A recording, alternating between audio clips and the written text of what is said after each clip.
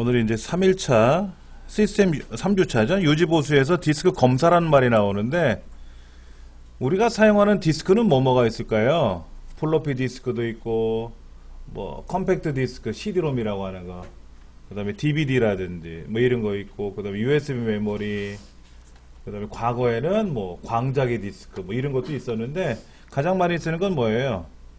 하드 디스크하고, 그 다음에 USB 메모리로 사용하는 뭐 플래시 메모리라고 하죠. 플래시 메모리, 이제 이런 것들이 있습니다. 근데 여기 보시면은 CD롬이나 플로피 디스크 같은 경우는 검사를 안 한다라고 되어 있어요. 의미가 없다라는 거죠. 그러면 검사는 어떻게 하는 거냐? 시작에 가면 컴퓨터라고 있잖아요. 그렇죠? 시작에 가면 어디 갔어요? 여기 누가 빼먹었네? 아, 여기 있구나. 컴퓨터 있죠? 그렇죠? 컴퓨터를 실행하면 C 드라이브, D 드라이브 이런 게 있잖아요. 그럼 여기서 오른쪽 버튼 눌러서 속성 가보시면, 속성 일반, 도구, 하드웨어, 공유, 보안, 이전 버전, 할당량 뭐가 굉장히 많은데, 도구란 곳에 가면 뭐 검사하는 것도 있고 여러 가지가 있어요. 도구 탭에 가서, 그렇죠? 도구 탭에 가서 지금 검사, 이걸 누르면 된다는 거죠.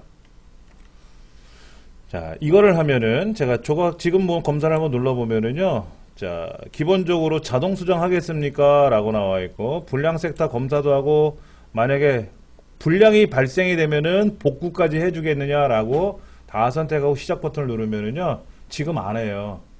껐다 키면 해요. 예약을 합니다. 라고 그래요. 근데 껐다 키면 이 검사를 하거든요.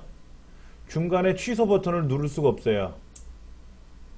이렇게 해놓고 나서 시작 누르면 지금은 하는 게 아니라 이제 언젠가는 우리 수업을 끝나고 끝낼 거 아닙니까? 그래서 시스템 끌 거 아니에요. 그럼 다음 시간에 와서 누군가 킬 거 아닙니까? 그때 검사를 하고 복구 시도를 하게 돼요. 밑에 거를 선택 안 하고 위에 것만 하면 지금 검사를 하고, 근데 이제 혹시나 문제가 발생하면 수정을 해줘야 되고 복구를 해줘야 되잖아요. 문제가 발생한 거 이렇게 하고 시작 버튼 누르는데, 그러면 이제 우리 반 욕 먹습니다. 1시에 수업을 하러 오신 분들이 컴퓨터를 켰는데 뭐가 계속 작동을 해요. 중간에 꺼요. 그냥 전원을 눌러서 꺼요. 그리고 다시 키면 완성을 못하게 하면 또 해요.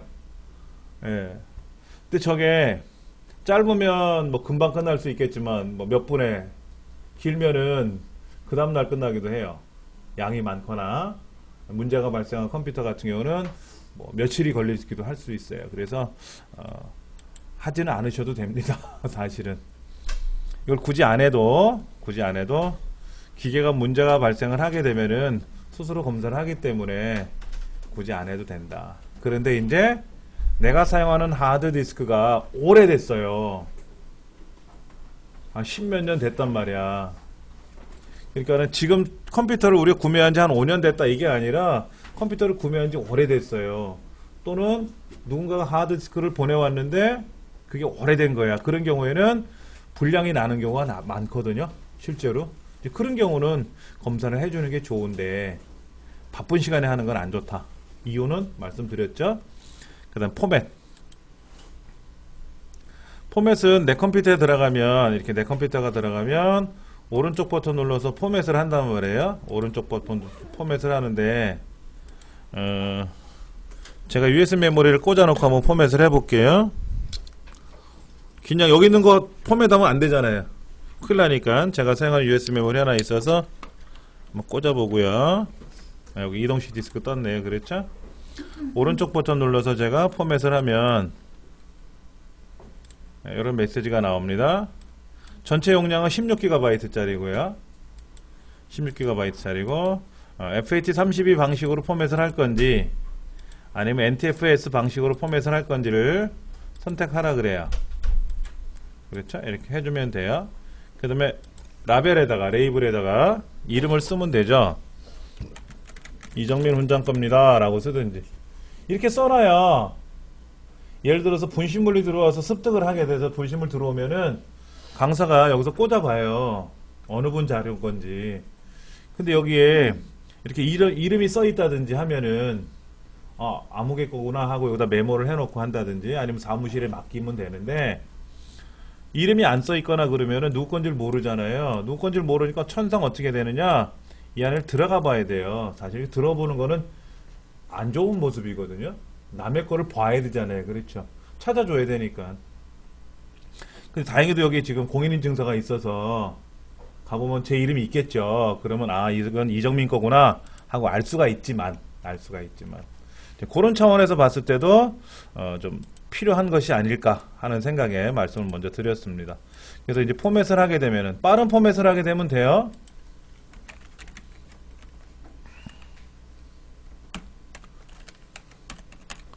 약자만 써서 빠른 포맷을 안 하고 시작을 하면 어떻게 되냐면은 오래 걸려요, 포맷이. 근데 빠른 포맷을 하고 시작을 하면 금방 포맷을 하거든요. 그러면 항상 빠른 포맷이 좋은 거 아니냐? 아니에요. 디스크 검사를 했는데 오류가 발생했을 경우 있지 않습니까? 그런 경우는 빠른 포맷 하시면 안 돼요. 오류 검사를 했는데 이상이 없었을 때는 빠른 포맷 하시면 됩니다. 근데 오류가 발생한 것은 일반 포맷을 하셔야 돼요. 빠른 포맷 하시면 안 되고, 그럼 안에서 문제가 발생했던 영역을 다 점검을 해서 포맷을 하게 되는, 이것도 시간이 오래 걸려요. 일반 포맷은. 예를 들어서 여러분이 하드디스크를 하나 사왔어요. 2테라짜리 2000GB짜리를 샀어요. 그러면 대부분이 다 포맷 돼서 나와요, 공장에서. 근데 내가 포맷 연습한답시고 일반 포맷을 했어요. 아마도 한 5-6시간 걸리지 않을까. 굉장히 오래 걸립니다. 그때는 빠른 포맷 하시면 돼요. 빠른 포맷. 그러면 볼까요? 얼마나 빨리 되나? 내용이 다 지워져요. 그렇죠? 그러니까 데이터가 들어있는 거를 포맷을 하게 되면 내용이 지워지니까 조심하셔야죠. 그렇죠? 잠깐만. 자, 빠른 포맷을 하든 일반 포맷을 하든 포맷을 하면은 내용이 지워집니다. 포맷이란 개념은 뭐냐면 데이터를 지우는 게 포맷이 아니고요. 데이터를 포맷할 거, 지울 거라면 그냥 전체 선택해서 삭제해도 되잖아요. 근데 이제 포맷을 하게 되면은 데이터가 지워지면서 트랙이라는 거하고 섹터라는 거로 구분을 하게 돼요. 섹터라고 하는 거와 트랙으로 구분을 하면서 내용을 지워주는데, 모는종이 아시죠? 모는종이. 모는종이 칸칸처럼 만들어주는 거예요. 그래서 데이터를 집어넣을 때는 포맷이 다 완료됐다고 뜨고요. 그럼 이 안에 들어가 보면 우리가 아무것도 없죠. 아무것도 없는데 기계적으로 안에서 검사를 해보면은 모눈종이처럼 칸칸을 만들어서 그 칸칸 하나하나마다 데이터가 들어가요. 근데 일반적으로 그 칸 하나에 512글자가 들어갑니다. 그러면 600글자짜리는 어떻게 될까요? 600글자짜리면 512글자 칸에 하나 들어가고요. 나머지 좀 모자라잖아요. 한 100 정도 모자라는 거는 512칸에 또 들어가요. 그러면 512칸에 비어있죠. 나머지가 조금. 거긴 또 못 써요. 거긴 못 씁니다. 사용을 못 해요. 비어있으니까 나도 들어가야지 그게 아니라 비어있으면 못 쓴다. 그러니까는 어떻게 하면 좋을까요? 낱개로 돼 있는 거를 여러 개 하는 것보다는요, 보관할 때는 압축을 해서 덩어리째 보관하는 게 빨리 보관이 돼요. 낱개 파일을 100개를 복사해서 붙이는 것보다 그 100개 파일을 압축을 하면 하나의 덩어리 파일이 되잖아요. 얘를 복사해서 붙이는 게 훨씬 빠릅니다. 그리고 그 빠른 이유는 또 각각을 저장을 해야 되는 불편함이 없잖아요. 덩어리 하나는. 그리고 하나의 이름으로 저장이 되잖아요. 근데 100개는 어떻게 될까요? 100개의 이름으로 저장을 해야 되기 때문에 100개의 이름을 보관을 해둬야 되거든요. 그게 좀 시간이 많이 걸려요. 그래서 저 같은 경우도 이 안에 자료들을 보통 보관할 때 어떤 것들은 이렇게 제가 이렇게 덩어리째 이렇게 8기가 넘게끔 이렇게 숫자상으로 8기가인데 7.75GB 정도 나와요. 밑에 요거 하나 하고 얘를 압축 푼 게 요거거든요. 압축 풀어 있는 거하고 얘하고 양이 거의 비슷해요. 그런데 하나의 파일을 복사하는 게 훨씬 빨리 움직입니다. 그런 것들은 좀 참고해서 시험에 어느 게 빠르냐 느리냐 이거 안 나오지만 알고 계셨으면 하는 마음에 말씀을 드렸습니다. 빠른 포맷을 하면은 불량 섹터는 검출하지 않고 내용을 지워주기만 해요. 그러니까는 빠른 포맷을 안 하고 일반 포맷을 하면은 분량이 있는지 없는지를 검사하는 시간이 오래 걸리겠죠. 그러니까는 나는 지금까지 분량 그런 게 안 나타났어 사용 중에. 그러면 빠른 포맷을 하시면 돼요. 예. 그 다음에 시동 디스크 만들기라는 게 있어요. 시동 디스크. 우리 플로피 디스크 같은 경우에는 부팅이 가능하게끔 하는 기능을 만들어 줄 수가 있는데, 지금 조금 전에 우리 부팅 디스크 만드는 기능이 있었어요? 다시 한번 볼까요?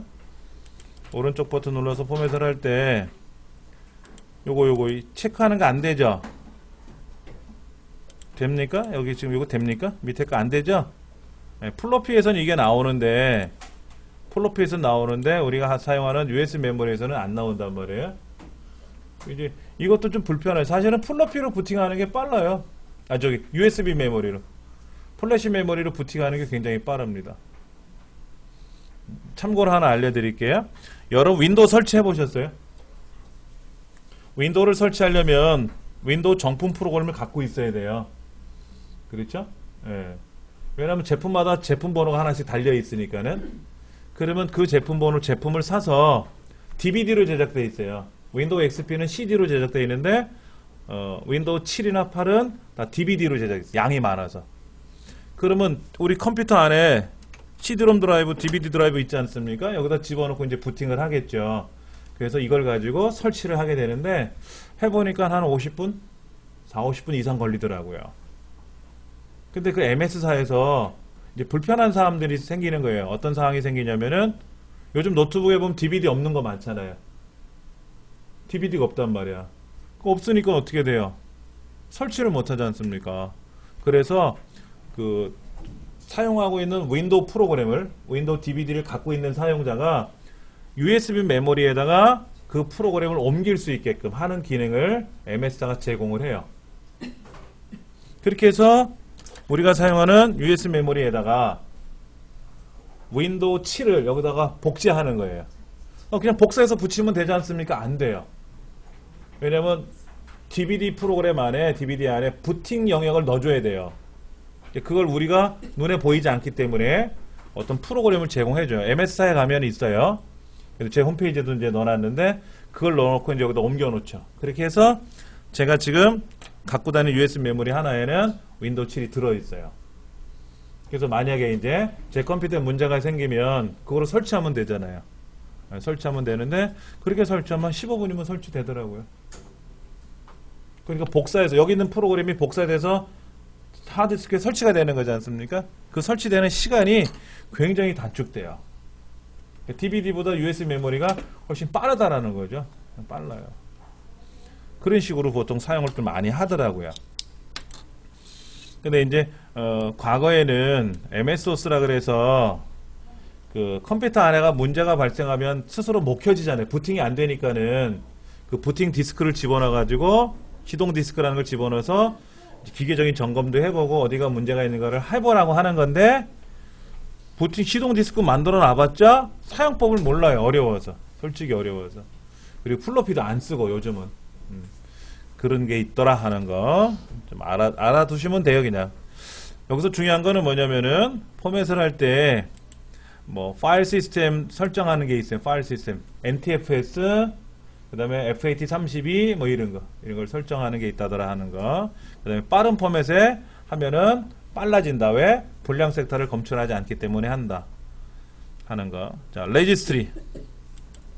레지스트리는요 뭐냐면은, 컴퓨터 안에 설치되어 있는 소프트웨어, 하드웨어, 이것들을 연결해주는 하나의 신경구조망이라고 생각하시면 돼요. 신경망. 여기서는 지금 계층적인 데이터베이스라고 하는데, 이렇게 하면 잘 못 알아들어요. 우리가 신경구조처럼 돼 있다고 보시면 돼요. 사람의 몸처럼. 그래서 내 눈은 시력이 어떻게 되고, 왼쪽 눈보다 오른쪽 눈이 좋고 나쁘고 뭐 이런 거. 그 다음에 나는 지금 뭐 소화가 잘 안 되는 뭐 이런 것도 있고, 뭐 손가락에 다쳐가지고 멍이 들었고, 뭐 이런 정보들을 컴퓨터가 갖고 있는 거라고 보시면 돼요. 그래서 내 컴퓨터 안에는 현재 엑셀 2007이 설치되어 있고, 그 다음에 프린터기는 앱손 회사에서 만든 어떤 프린터기가 현재 연결이 되어 있고 하는 모든 정보들을 갖고 있는 겁니다. 그런데 이 정보를 잘 관리하면 좋은데 관리를 잘 못하면 독이 돼요. 그래서 일반적으로 우리가 아는 게 힘이라고 하지만 이 레지스트리는 모르는 게 약이에요. 이거는. 그래서 시작부터 누르고 어디를 가봐도 없어요. 이 레지스트리 프로그램은 없어요. 밑에 써 있죠? 자, 여기 시작. 그 프로그램 입력하라고 돼 있잖아요. 검색 상자에다가 여기다가 regedit 레지스트리 에디트라는 거를 입력을 하면 이렇게 프로그램이 뜨는데 얘를 잘못 건들면 얘는 건드는 순간 자동 저장이 돼요. 예를 들어서 여기 있는 거를 내가 모르고 삭제한단 말이에요. 삭제 이렇게. 그럼 우리가 보통 프로그램은 어때요? 막 건드려 놓고 나서 닫으면 저장할 거예요? 말까 묻잖아요. 얘는 그게 아니에요. 얘는 건드는 순간 바로 저장이 돼버리니까 위험할 수 있어요. 예. 그래서 이걸 가지고 시험에 내지는 않아요. 레지스트리가 이런 거다라는 것만 묻지. 레지스트리 안에 무슨 기능이 있는데 거기에서 뭐를 건들면 어떻게 되고 하는 걸 묻는 거는 없더라. 단 PC 정비사 자격증 시험에는 물어요. PC 정비사는 그런 걸 알아야 되는 거기 때문에 하는 거고 우리 개인은 절대로 시험에 묻지는 않는다. 그것만 기억하시면 좋겠고 자 그 다음 많이 사용하는 기능이고요. 알아두시면 이거는 아주 득이 되는 기능입니다. 시스템 복원 기능인데요. 여러분의 컴퓨터가 문제가 발생했어요. 어제 저녁에 뭔 작업을 하다 보니까 뭔지 몰라도 뭐를 깔으라 그래서 깔았어요. 그래서 이제 아침에 일어나서 컴퓨터를 켜보니까는 느려지기도 하고 뭐 광고창이 나오기도 하고 난리가 났어요. 어제하고 환경이 달라진 거야. 그럼 여러분 어떻게 합니까? 그냥 그러느냐고 쓰잖아요. 일반적으로. 광고가 나타났나? 이것도 못 느끼면 안 돼요. 그 대부분 아시잖아요. 인터넷을 실행하려고 그랬더니 막 광고 창이 열리고 막 화면이 막 답답해지고 이럴 때가 많을 겁니다. 그런 걸 경험해 보신 분들이 있을 거예요. 그런 경우는 그 전의 상태로 되돌리면 어떨까요? 예를 들면 아기가 막 뛰어가다가 넘어졌어요. 그럼 무릎에 이제 피가 나고 그렇잖아요. 그러면 뭐 엄마들은 막 안타까워하고 아기는 울고 그러면 거기다 무슨 뭐 솔솔 무슨 약재를 뿌려주고 밴드를 붙여주고 이렇게 하지 않습니까? 제일 좋은 방법은 뭐예요? 안 넘어지면 되잖아요. 넘어지기 직전으로 돌리면 되잖아요. 근데 사람은 돌릴 수가 없잖아요. 시간을. 근데 기계는 돌려요. 보여드릴게요. 시작 모든 프로그램 보조 프로그램 시스템 도구에 가면은 시스템 복원이라고 있어요. 시스템 복원. 우리 여기 순서가 있어요. 그대로 시스템 복원을 해요. 그러면 이렇게 복원 기능이 나오는데 자, 지금 어제죠. 어제 업데이트를 했어요. 17일 업데이트 했어요.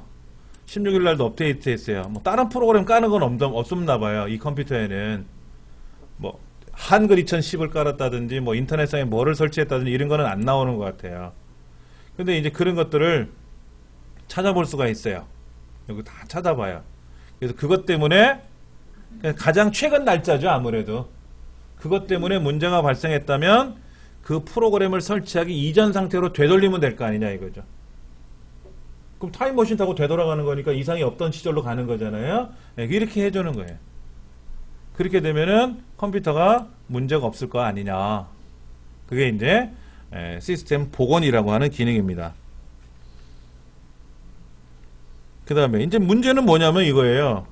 그래 3일 전에 컴퓨터가 이상이 생겼었다 치자 이거야. 그래서 나는 묵묵히 작업을 했어. 근데 어제 작업을 해놨단 말이야. 뭐를 한글 2007로 문서를 잔뜩 만들었어. 엑셀로 만들었단 말이야. 그러면 그 3일 전으로 하루 전날이 아니라 3일 전으로 되돌아가면 내가 저장해 놓은 문서는 어떻게 되느냐 하는 거잖아요. 그거는 이상이 없더라. 여기 써 있어요. 내가 작성한 문서라든지 그 다음에 즐겨찾기 해놓은 거라든지 하는 것들 복사해서 붙여놓은 것들 있잖아요. 어제 뭐 인터넷에 다운로드 받은 것들 있잖아요. 이런 것들은 그대로 있고 프로그램의 환경만 날짜가 되돌아가는 거예요. 그래서 컴퓨터를 딱 켜는 순간 아, 이 컴퓨터 안에는 어떤 기능으로 설정이 돼 있구나라는 거를 매번 기억을 해요. 그리고 어떤 프로그램을 설치하거나 어떤 프로그램을 제거하거나 그러면은요, 그거를 그대로 기억을 해요. 그래서 하물며 내가 한글 2007을 삭제했어요. 근데 아차, 잘못 삭제한 거야. 삭제하면 안 되는데. 그럼 다시 설치하려고 봤더니 한글 2007이 없단 말이야, 집에. 그럼 못 설치하잖아요. 그때 복원하면 돼요. 그럼 삭제하기 이전 상태로 되돌아가. 그러면 이 삭제하기 이전 거니까 설치가 되어 있던 환경 아닙니까? 그대로 살아나더라 이거죠. 예. 이 기능은 윈도우 XP서부터 있었어요. 굉장히 좋은 기능이다라는 거. 그 다음에 작업 관리자. 자, 컨트롤 쉬프트 ES 키 눌러볼게요. 컨트롤 쉬프트 ES 키 이렇게 떠요. 컨트롤 쉬프트 ES 키를 누르면은 현재 작동되고 있는 프로그램은 뭐뭐가 작동이 되고 있고, 이 컴퓨터 안에서는 어떤 기능들이 작동이 되고 있고, 또 이 컴퓨터는 현재 CPU가 어느 정도 성능을 갖고 있는데 현재 얼마만큼 움직이고 있고, 이 강의실에 있는 컴퓨터는 메모리가 4GB인데 현재 1.44GB까지만 쓰고 있고, 이때 제가 인터넷을 실행하면은 어떻게 될까요? CPU가 막 올라가요. CPU가 올라갔다가 메모리도 1.44였는데 1.54로 늘어났어요. 인터넷을 실행한 것만큼 컴퓨터 안에 공간을 사용하고 있잖아요. 그렇죠. 자, 그리고 제가 이제 얘를 닫았어요. 인터넷 닫으면은요, 얘도 살짝 올라갔다가 다시 원래대로 내려오죠. 그 다음에 메모리도 이제 줄어들어요. 근데 1.44에서 시작했는데 원래대로 돌렸는데 1.47이네요. 뭔가 좀 남았어요. 그렇죠? 찌꺼기가 생긴 것 같아요. 그럼 그 찌꺼기를 우리가 제거하면 어떻게 된다? 원래로 돌아오겠죠. 그래서 이걸 보면서 우리 컴퓨터가 지금 어떤 환경인지를 보는 건데, 그래프가 두 개로 보이죠? 그래프가 저는 두 개로 보이잖아요. 이거는 뭐냐면 듀얼 코어예요. 엔진이 두 개라고. CPU가 두 개라고, CPU가. 그러니까 CPU라고 하면 좀 그렇지만 코어죠, 코어. 코어는 심장이라는 뜻을 갖고 있는데, 사람으로 말하면 심장이 두 개가 뛴다. 즉 자동차로 말하면 2기통 엔진이다. 이렇게 보시면 되죠. 그래서 이게 4기통 같으면 쿼드 코어 같으면 4개로 보이고요. 옥타 코어 같으면 8개로 보이고. 그러니까는 코어 하나가 엑셀하고 엑셀을 담당하고, 그 옆에 있는 코어가 뭐 포토샵을 담당하면 엑셀도 사용하고 포토샵도 사용하고. 그런데 내가 파워포인트를 실행하면 또 코어 하나를 더 담당하겠지 뭐. 근데 코어가 많으면 어떨까요? 1번 코어는 엑셀, 2번 코어는 파워포인트, 3번 코어는 포토샵, 이런 식으로 전담을 하겠죠. 그럼 빨리빨리 움직이겠지.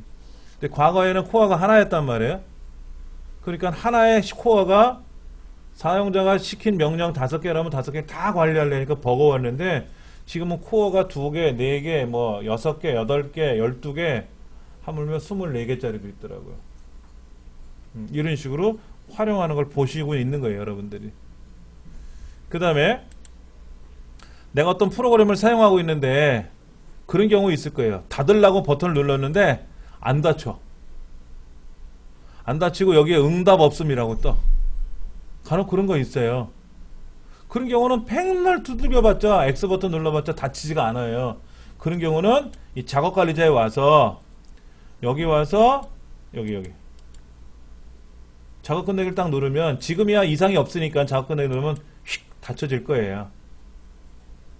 근데 이제 문제가 발생했다. 만약 여기도 응답 없음이라고 나와 있는 상태에서 오른쪽 누르고 작업 끝내기 누르면 조금 시간은 걸리겠지만 종료가 돼요. 되게 편리하게 할 수가 있다라 하는 거죠. 이런 작업 관리자 기능이 있고요.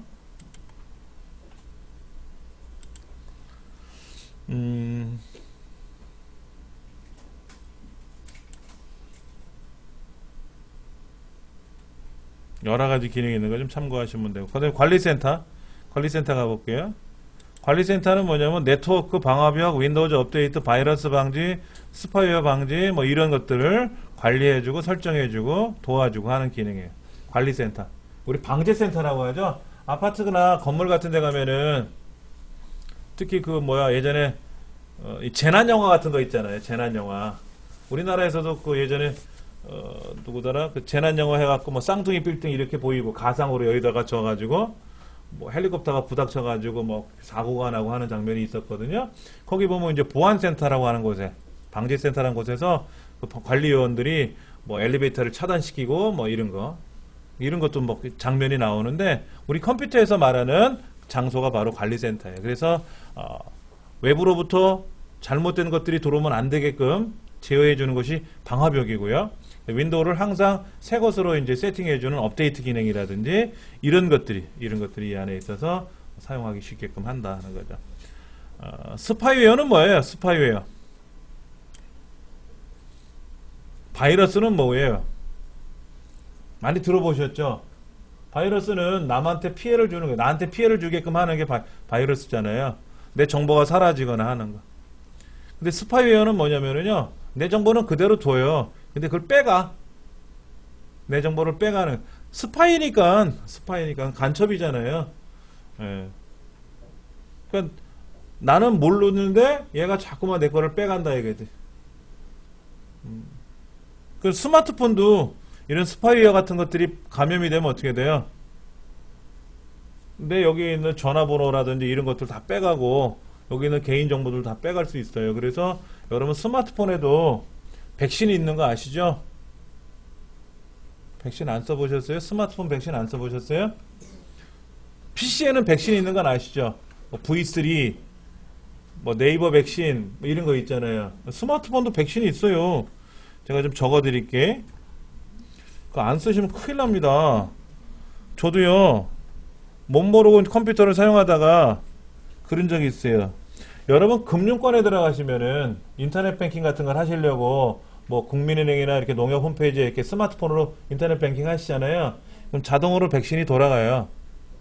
근데 그거는 그때만 들어가는 거고 평상시에는 모르잖아요. 그래서 하는 게 V3 모바일. 현재는 2.0까지 나와 있네요. 그러니까는 V3라고 검색하시면 되고요. 또 하나는 알약. 그 다음에 경찰청 폴 안티 스파이. 세 가지 중에 하나인데요. 아무래도 V3는 유명하죠. 알약도 있는, 저는 두 가지는 설치해 놓고요.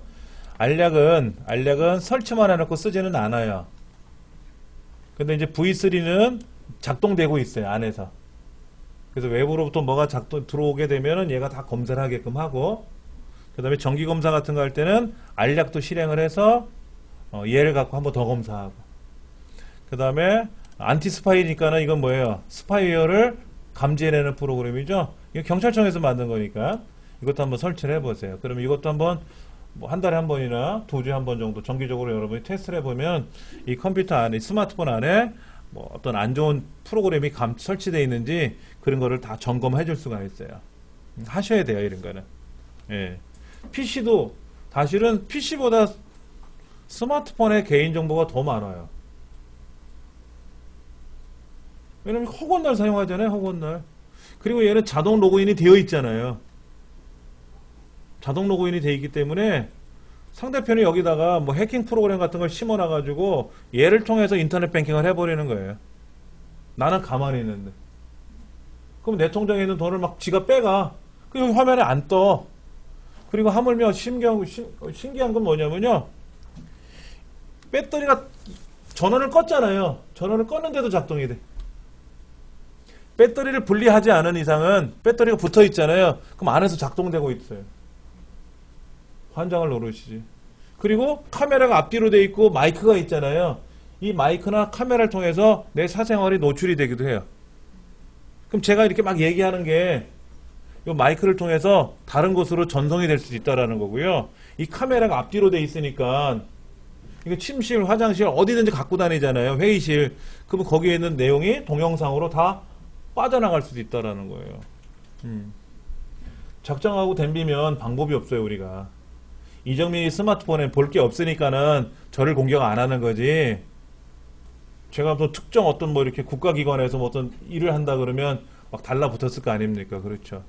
굉장히 많습니다. 이런 것들도 알고 계셔야 도움이 될 것 같고요. 자, 그 다음에 이제 방화벽. 방화벽이라고 하는 것은 아까 말씀드린 대로 뭐다? 내 컴퓨터에 무단으로 접근하는 것을 방지하기 위해서 만든 것이 방어막이 바로 방화벽이다. 그러니까 불이 나면 불이 번지지 못하게 막는 게 방화벽인데, 우리 컴퓨터에서 말하는 방화벽은 무단 접근을 막아주는 방어막을 방화벽이라고 한다 하는 거. 근데 윈도우 상에 있는 자체 방화벽 갖고는 약할 수도 있어요. 그래서 별도의 비용을 들여서 방화벽을 더 설치하기도 하죠. 개인은 굳이 할 필요 없겠지만은 단체들은 분명히 할 수 있을 거란 말이에요. 자, 문제 한번 볼까요? 20페이지 1번. 다음 중 한글 윈도우 7에서 DMA, IRQ와 같은 하드웨어 정보와 소프트웨어 실행 정보를 관리하는 것이 있다. 레지스트리죠? 레지스트리. 2번. 논리적, 물리적 오류를 검사하고 논리적 오류를 수정할 수 있는 건 뭐다? 검사죠. 근데 무슨 검사예요?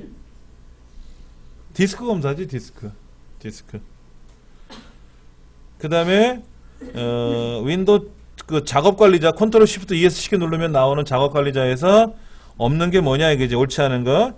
실행 중인 응용 프로그램을 강제로 끝내게 할 수 있는 거죠, 아까.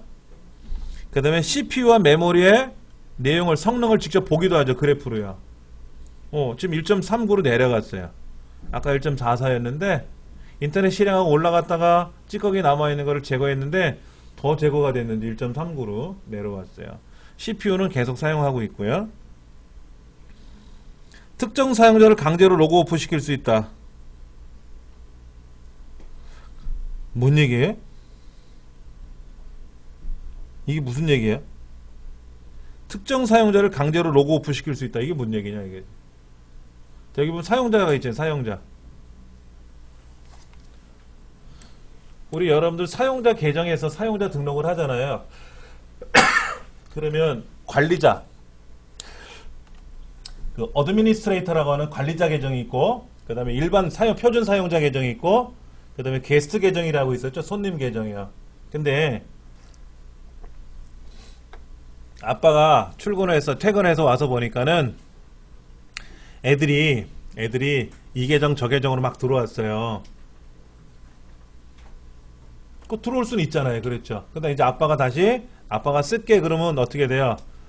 이제 게스트 계정으로 사용할 수는 없으니까 아빠가 다시 시작 버튼 눌러서 여기에서 사용자 전환을 눌러요. 사용자 전환을 누르면은 이제 어떤 사용자로 들어올까요? 라고 물으면 아빠 계정으로 들어가겠다. 비밀번호를 물어보면 비밀번호 맞히고 들어오면 되겠죠. 그래갖고 이제 아빠가 여기에서 이 자구관리자를 열어보면은 여기에 이제 손님 계정으로 들어온 사람도 있고 표준 계정으로 들어온 사람도 있고 다 있을 거 아닙니까?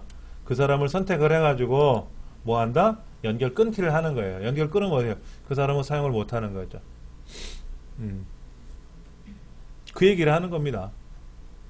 그러니까 컴퓨터 한 대를 동시에 여러 명이 쓸 수는 없잖아요. 나도 쓰고 엄마도 쓰고 자녀도 쓰고 한꺼번에 쓸 수는 없는데 하나의 컴퓨터를 시간차를 두고 들어와서 쓰고 나갈 수는 있지 않습니까? 계정을 이용해서. 근데 그 계정을 못 들어오게 끊을 수도 있고 한다라는 거예요. 예. 그렇게 생각하시면 되고. 그 다음에 네 번째 뭐예요? 실행 순서를 변경한다는 얘기는 뭡니까? 1번 엑셀 실행하고 2번 파워포인트 실행하고 3번 포토샵 실행하고 그 의미가 있어요? 내가 마우스를 클릭하고 엑셀 사용하면 되고 사용하다가 포토샵 클릭하고 사용하면 되는 거지 그 순서를 바꾸거나 하는 의미는 없는 거잖아요. 그러니까 네 번째는 의미가 없는 이 지문이에요. 네, 네 번째가 틀린 거다. 그 다음에 최적화. 여기 시험에 굉장히 많이 나오는 영역이라서 제가 말씀을 좀 드리는 겁니다. 자, 최적화는 뭐예요? 사람으로 말하면 이런 거죠. 저처럼 이제 뚱뚱한 사람은 다이어트 시켜가지고 좀 이렇게 근육량 늘리고 지방 덩어리 빼내면 몸이 좋아질 거 아닙니까? 그게 최적화고. 집에 안 쓰는 물건이 많아. 그럼 어떻게 돼요? 다 갖다 치우면 되잖아요. 그럼 그것도 최적화가 되는 거고. 그럼 컴퓨터 안에는 뭔가가 지저분한 게 많아. 그런데 내 문서 안에 이 안에 봤더니 이게 지저분한 건지 안 지저분한 건지 이건 몰라요, 컴퓨터가. 내가 사용자가 여기다 입력을 해서 저장을 해놨는데 지 스스로가 판단해서 얘가 필요 없는 건지 있는 건지는 판단할 수가 없지 않습니까? 이제 이런 걸 갖고 따지는 게 아니라 예를 들어서 뭐냐면은 이런 거예요. 단편화가 발생했다고 생각해요. 단편화. 단편화가 뭔지 또 아셔야 되겠죠? 영어로는 프라그멘테이션이라고 하는데요. 단편화.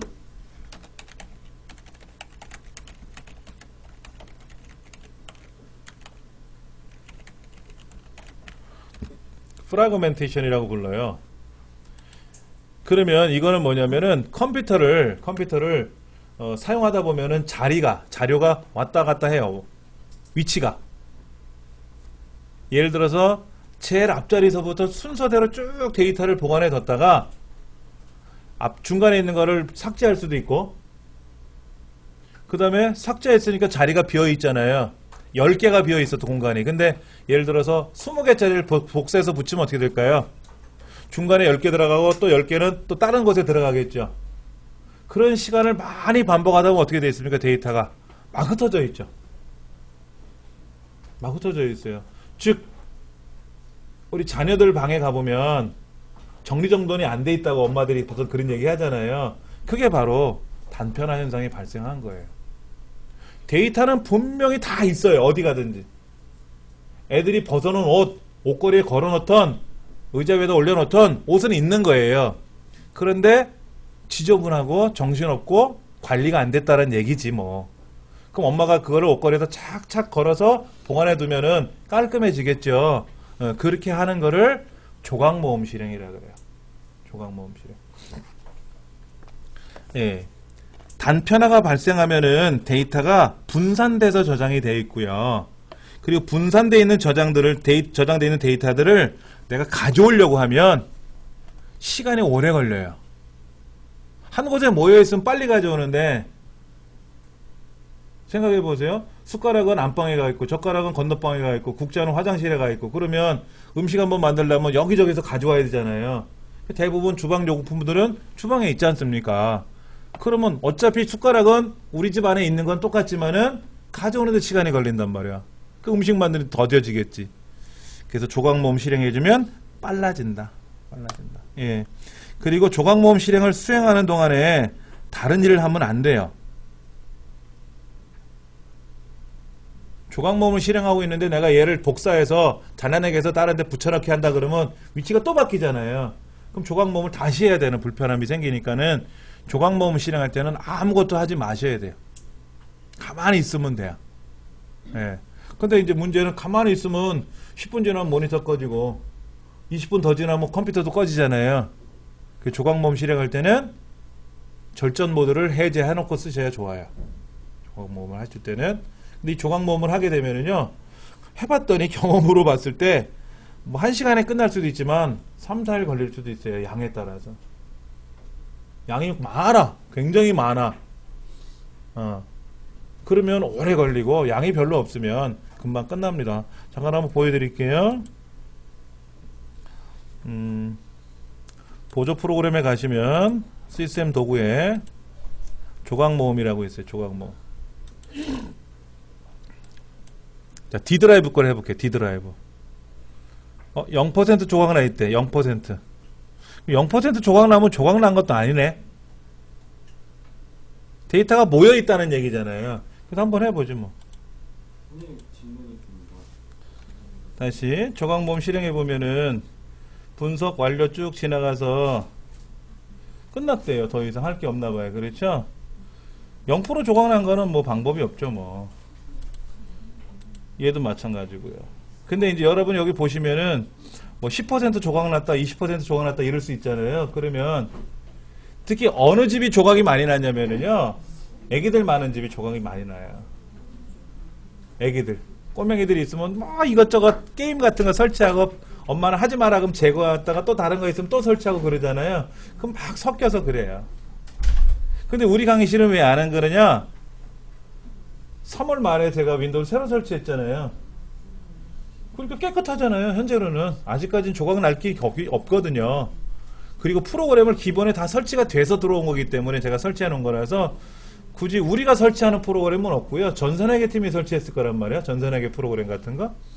근데 그거 설치했다가 제거하고 다른 거 설치하고 이러진 않았을 테니까 뭐 아무런 문제가 없었던 것 같아요. 예.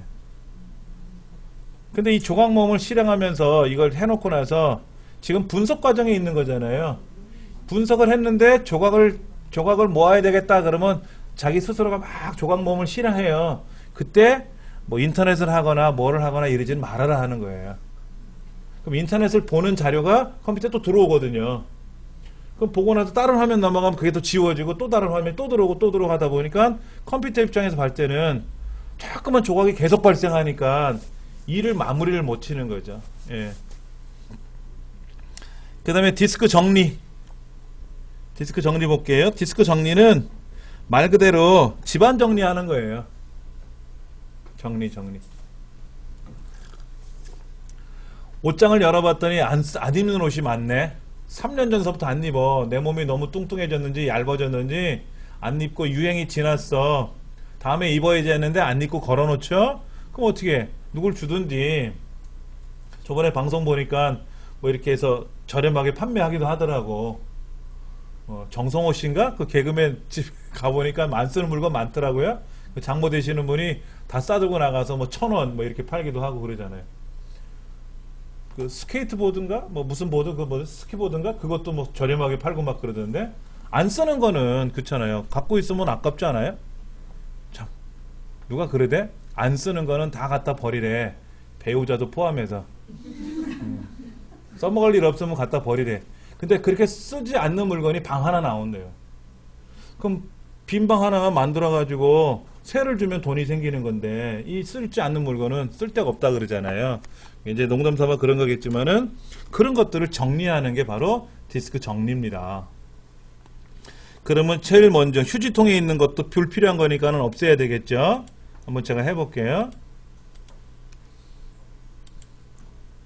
보조 프로그램에 가서 시스템 도구에 가면은 디스크 정리 이렇게 있단 말이에요. 그러면 디스크 정리 C 드라이브 해볼게요. 그러면은 안에서 점검을 해요.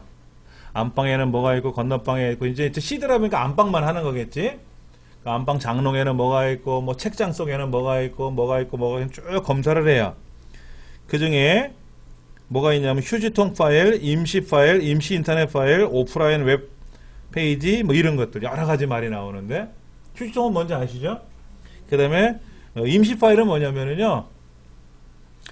여러분 이 컴퓨터에 보면은 한글 2007 업데이트 하세요 라고 창이 뜰 때가 있어요. 그러면 그래라 그러면 업데이트가 되는데 그럼 업데이트는 프로그램으로 되어 있는 거잖아요. 양이 좀 제법 되거든요. 그럼 그것이 내 컴퓨터 어딘가에 임시 공간에 와요. 임시 공간에. 임시 공간 나도 모르는 어느 임시 공간에 와서 프로그램을 받아가지고 거기서 작동이 돼요. 그리고 나서 어떻게 하냐면 프로그램을 설치하고 나서 그 임시 공간에 받았던 자료가 삭제가 되면 좋은데 삭제를 안 해. 예를 들면 이런 거예요. 우리가 김치를 담근다 그러면 빨간 통에다가 큰 통에다가 우리 버무리잖아요. 그래놓고 어떻게 합니까? 김치 냉장고에 있는 김치통 꺼내와가지고 거기다 담아서 보관해 두잖아요. 그럼 마지막에 뭐예요? 그 빨간 다라이 고무 다라이 통을 세척을 해야 되지 않습니까?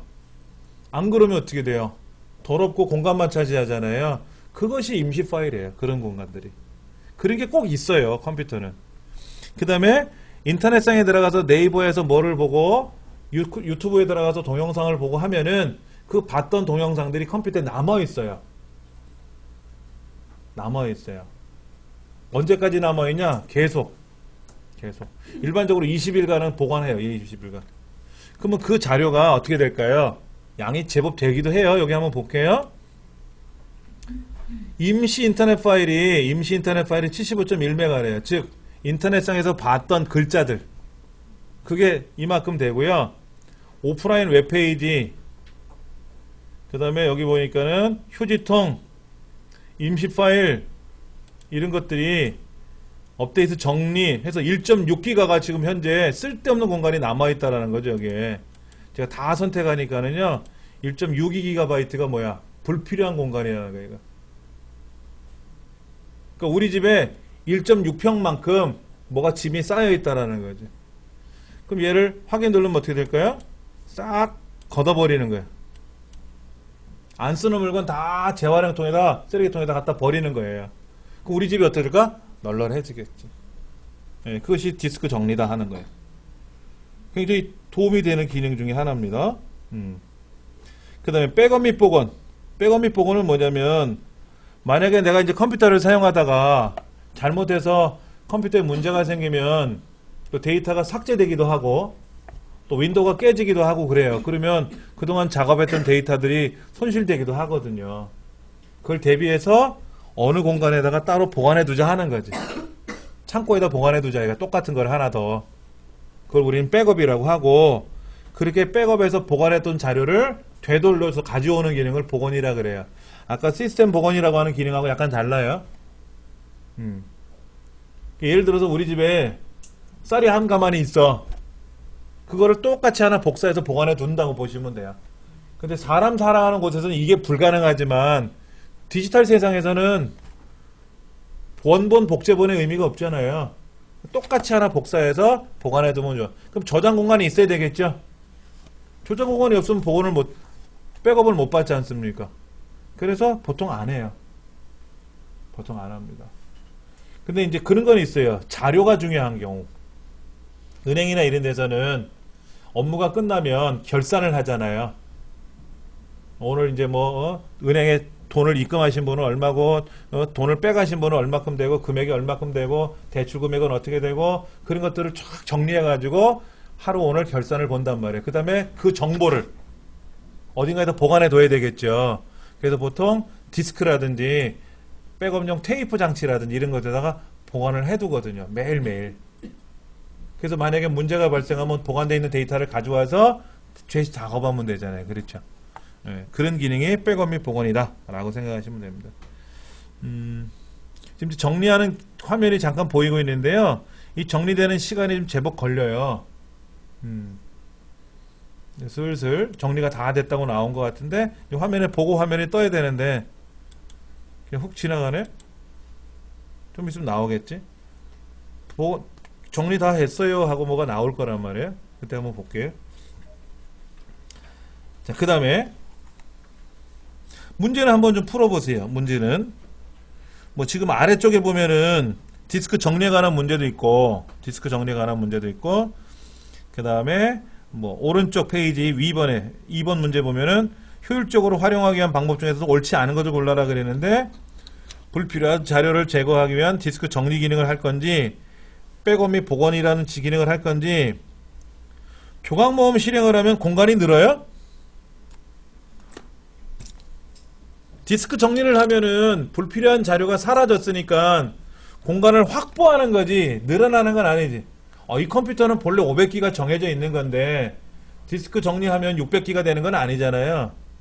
500기가 내에서 안 쓰는 자료를 없앴으니까 공간을 더 확보해서 쓰는 거지. 그런데 디스크 조각 모음은 뭡니까? 데이터는 그대로 두고 위치만 바꿔주는 거잖아요. 위치. 그래서 빨리 움직이게끔 해주는 거죠. 세 번째는 틀린 말이지. 공간 늘리는 건 아니죠. 속도를 향상시키는 기능이지. 밑에 설명도 나와 있으니까 참고하시면 될 것 같아요. 그 다음에 이제 TCP/IP. 시험에 많이 나온 문제네요. TCP/IP라는 문제가.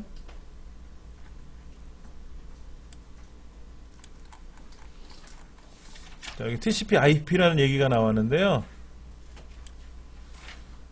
우리 이제 컴퓨터를 하다 보면 통신을 하게 되죠. 통신을 안 할 때는 이게 필요 없었는데, 통신을 하게 되면은, 통신이라고 하는 거는 네이버만, 인터넷만 통신이 아니고요.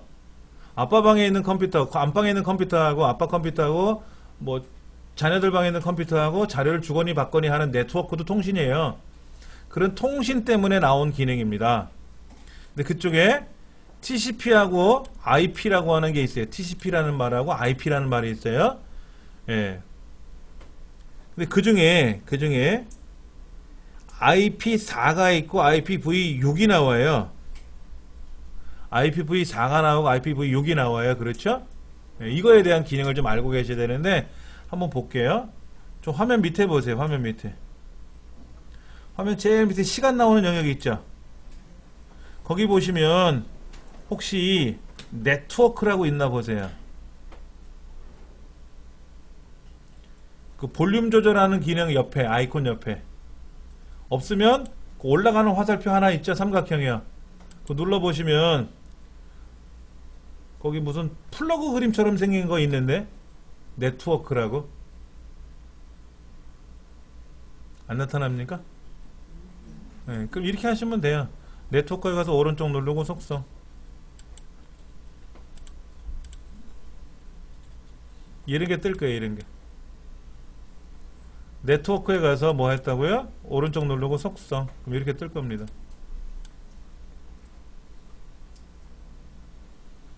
그러면 현재 이 중보 303이라고 하는 강사 컴퓨터하고 인터넷이라는 거하고 연결이 돼 있다고 나와요. 여기 연결 끊기 누르면 어떻게 되냐면 얘가 끊어져요. 그러니까 이 자체에서는 이제 돌아다닐 수 있지만 인터넷이라는 거하고는 못 돌아다닌다는 거지. 끊어져 있으면. 지금은 다 연결돼 있잖아요. 그럼 뭐 인터넷이 된다는 뜻이에요. 이게 된다는 뜻입니다. 근데 여기 보면 로컬 영역 연결이라고 보일 거예요. 로컬 영역 연결. 확인하셨어요? 이거 다 있으시죠? 눌러보세요.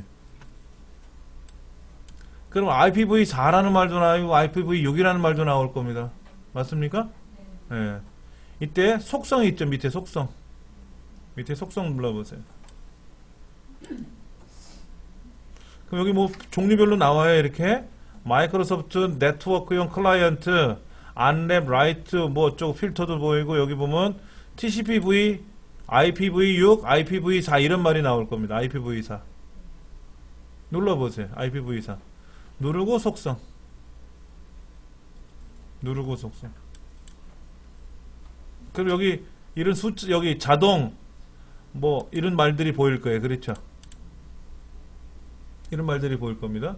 여러분들 여기 숫자가 적혀 있을 거예요. 210점 102점 하고 이렇게 나올 거예요. 그렇죠? 예. 자, 그러면 여기서 보면 이렇게 써 있잖아요. 수동으로 IP를 설정할 경우에는 저는 지금 자동으로 돼 있잖아요. 여러분 댁에는 공유기가 있으시죠? 그 다음에 모뎀 있잖아요. 모뎀을 거쳐서 공유기로 들어왔단 말이에요. 그러면 그 모뎀이 IP를 받아오는 거예요. 그래서 가정에 있는 컴퓨터는 IP가 지금 제 강사 컴퓨터처럼 다 자동으로 되어 있어요. 그런데 단체는 학교나 회사나 이런 단체는 자동을 쓰면 안 돼요. 저는 왜 자동이냐면 이 공유기 때문에 자동으로 지금 세팅해서 돌리고 있는 건데 가정은 다 자동이니까 걱정 안 하셔도 돼요. 예, 그러면 이제 자동이 아니라 수동으로 해야 될 때는 IP 주소라는 거를 설정을 해야 되고 서브넷 마스크라는 걸 해야 되고 기본 게이트라는 걸 해야 되고 그 다음에 DNS 서버, 보조 DNS 서버, 기본 서버하고 보조 서버를 세팅해라. 5가지를 설정하라고 나와 있는 거죠. 근데 가정은 이 숫자가 없어요. 하고 싶어도 못해요. 그냥 자동으로 놓으면 돼. 자동으로 놓으면. 근데 단체는 자동으로 놓으면 안 돌아가요. 수동으로 다 바꿔야 돼. 수동으로. 그러면 수동으로 이제 IP를 세팅하려고 그럴 때 사실은 우리가 이 건물을 짓고 여기다가 교육기관 학교를 설립합니다 라고 하면 인터넷 신청을 해야 될 거 아닙니까? 어느 단체에다가. 그러면 그 단체에서 당신네 학교는 IP를 이렇게 쓰세요. 서브넷 마스크는 이렇게 쓰세요. 게이트웨이는 이렇게 쓰세요. 하고 알려줘요. 그러면 거기 나와 있는 숫자대로 쓰면 되는 겁니다. 그래서 만약에 강사 컴퓨터가 1번 그러면 저기는 2번, 3번, 4번, 5번, 6번, 7번, 8번 해서 번호가 쭉 들어가는 거예요. 그래서 이 컴퓨터가 여기가 25번이 끝나면 건너방 컴퓨터는 26번, 27번, 28번 이렇게 가면 되고 만약에 제가 1번 대신에 10번을 쓰면 어떻게 돼요? 다른 10번하고 충돌을 하잖아요. 그럼 그 10번 쓰는 사람이 저랑 1번으로 바꿔치기해서 써도 돼요. 그건 상관이 없어요. 네. 그런데 이제 동사무소 가면, 동주민자치센터 가면은요, 주민센터 가면은 그 주민등록 등본 발급해주는 컴퓨터 이런 거 있잖아요. 그 컴퓨터는 IP가 다 돼 있단 말이에요. 공공기관은. 근데 그 IP는 바꾸면 안 돼요. 옆 사람이 1번, 내가 2번인데 야 1번, 2번 서로 바꾸자. 그러면 못해요. 그럼 1번 컴퓨터는 주민등록 발급, 2번은 뭐 인감증명 발급 이렇게 정해져 있어요. 구청에서. 그러니까 번호를 바꾸는 순간 증명 발급을 못하는 경우도 있어요. 그렇게 정해놓고 쓰더라고요. 그리고 은행에 있죠. 은행에 있는 그 직원들이 쓰는 컴퓨터 있죠. 그것도 본점에 컴퓨터하고 다 연결이 돼 있어가지고 요 컴퓨터는 뭐 예를 들어 대출 관련 업무만 해라. 그 다음에 입금, 출금하는 거 있잖아요. 1층에 보통 가면 있지 않습니까? 그거는 또 IP를 정해놓고 그래서 이 컴퓨터에서는 입출금만 해라. 그러면 그 입출금하는 컴퓨터에서는 대출 관련 업무를 못 봐요. 그 기능이 안 돌아가요. 안 그러면 혼자서 다 이것저것 막 나쁜 짓을 할 수 있을 것 같아서 막아놓은 거더라고요. 그러니까 우리는 IP가 없다 그랬잖아요. 가정에는 속 편해요. 속 편해요. 예, 그래서 이렇게 쓰시면 되는 거예요. 그런 말이 있다라는 것만 기억하시면 됩니다. 자, 여기 보니까 IPv4는 뭐고 IPv6은 뭐냐 이런 거 있는데 여기 보니까 IP 주소는 IPv4라는 거 있어요. 중요한 겁니다. 이거 잘 빨간 줄로 메모하세요. 체크해 놓으세요. IPv4는 32비트로 돼 있고 8비트씩 점으로 구분되어 있고 IPv6은 128비트로 돼 있는데 16비트씩 콜론으로 구분되어 있고 뭔 얘기냐 이거예요.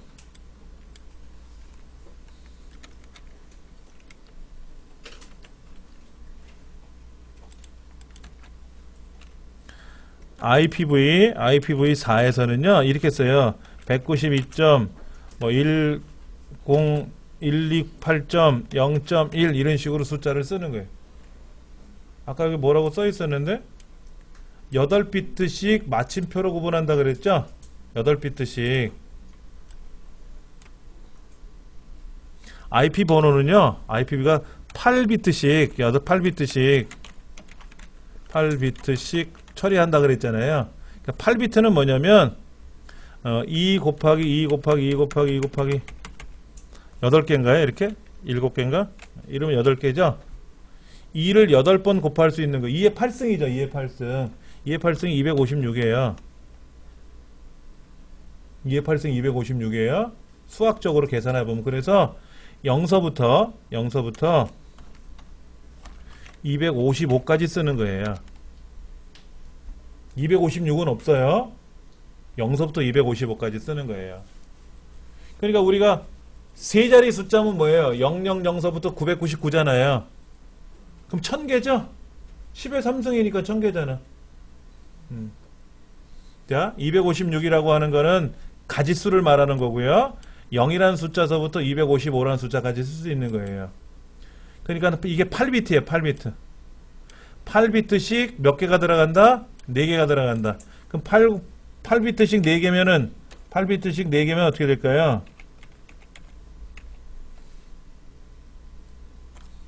이게 얼마야? 그러면 32비트죠? 32비트가 되는 거예요. 48에 32니까. 8비트, 32비트면요. 42억 얼마 이렇게 나가요.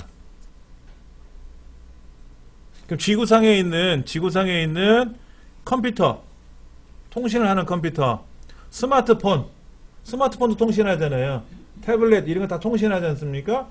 이런 통신하는 기기가 42억대가 넘어가면 43억대, 44억대가 되면은 위험하죠. 못 쓰잖아요. 42억대만 쓰게끔 대수가 정해져 있는데 43억 번째 컴퓨터는 어떻게 돼요? 통신 못하는 컴퓨터가 되거든. 그러면 비트수를 늘려주면 좋잖아. 33비트 그러면 어떻게 돼? 84억대가 되고 34비트 같으면 어떻게 돼? 164억 개가 되고 이렇게 되는데 그러지 말고 IPv6으로 가자. IPv6은 뭐냐면은요 128비트예요. 128비트. 32비트가 42억 개를 표현하는데 128비트면 어떻게 될까요? 상상을 초월하는 숫자가 나오겠죠? 엄청나게 많은 컴퓨터들이 장비치들이 통신에 참여할 수 있게끔 한 1000만 년이 지나도 이상 없이 쓸 수 있게끔 이렇게 규정을 바꾼 게 IPv6이라는 제도예요. 근데 얘는 어떻게 되어 있냐면요. 숫자를 쓸 때 여기 뭐라고 써 있어요? 16비트씩 써라. 16비트씩. 그러니까 8비트니까 0서부터 255고 16비트씩이면 16비트씩 왜 이래? 16비트씩 써야 되겠죠. 그럼 16비트 몇 자리를 써야 될까? 8개를 쓰는 거예요. 16비트씩 8개로 표현하는 거예요. 그러니까는 16 곱하기 8이면 128비트 맞잖아요. 128 맞죠? 예. 그럼 16비트는 65,536가지를 표현해요. 이건 65,536개를 6개 표현한다. 그냥 다른 말로 말하면 0서부터 65,535까지인데 이건 시험에 안 나와요. 이런 말은 안 나오고 하여튼 그러니까 숫자가 너무 크잖아요. 65,535 이렇게 쓰면 숫자 크니까 이거를 16진수로 표현해요. 16진수로. 그래서 16진수를 어떻게 표현하냐면 자 이렇게 xx 점이 아니라 여기는 점으로 구분했잖아요. 근데 IPv6은 뭐로 표현한다 그랬어요?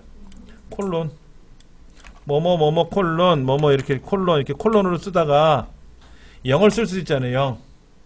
0을 쓸 수 있잖아요. 이렇게 0 이렇게 쓸 수 있지 않습니까?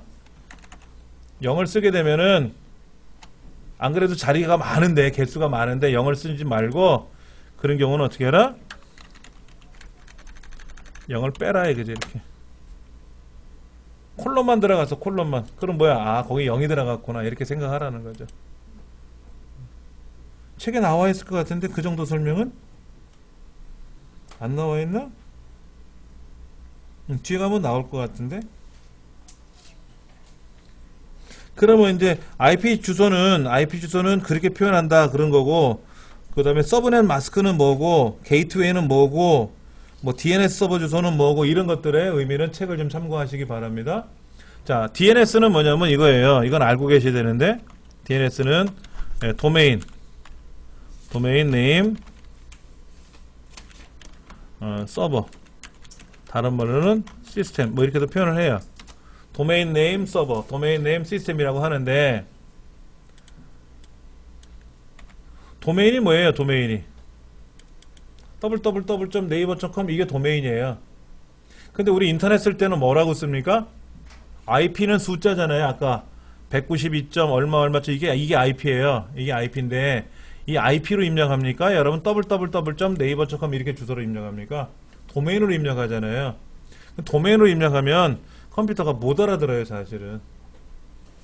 그럼 네이버에 가면 www.naver.com을 딱 치면 연결되는 컴퓨터가 있을 거 아니에요.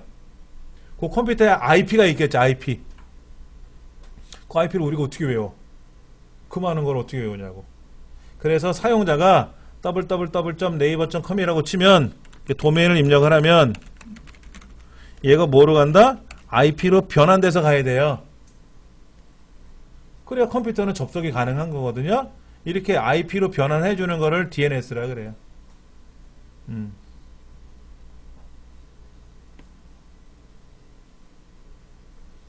자, 그 다음에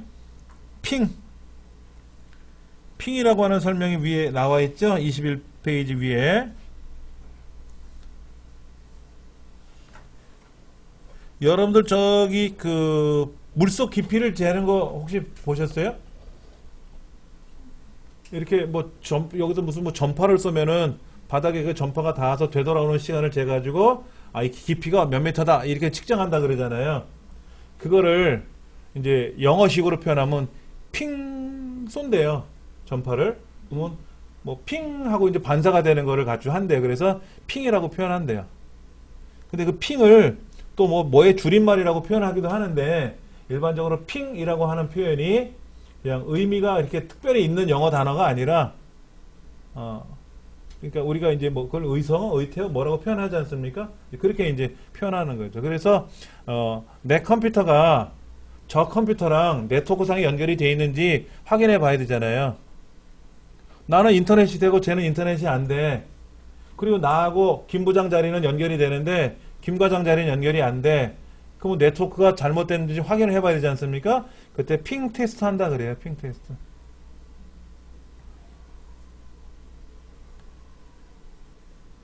그래서 핑 테스트 할 때요, 이렇게 핑이라고 쓰고요, 127.0.0.1이라고 써서 127.0.0.1이라고 써서 핑하고 한칸 띄고 이렇게 시작 눌러서 보조 프로그램에 가면은 여기에 어디 있더라, 보조 프로그램에 가면은 명령 프롬프트라고 있어요. 명령 프롬프트. 그럼 이렇게 C 커먼드 창이 뜨잖아요. 그렇죠? 이때 여기다가 제가 써볼게요. 핑 127.0.0.1이라고 썼어요. 이렇게 썼더니 응답 시간이 나오죠. 응답 시간이 나왔잖아요. 그렇죠?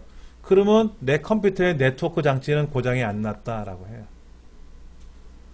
그러니까 핑 요거는 뭐냐면 자체 점검하는 거예요. 예.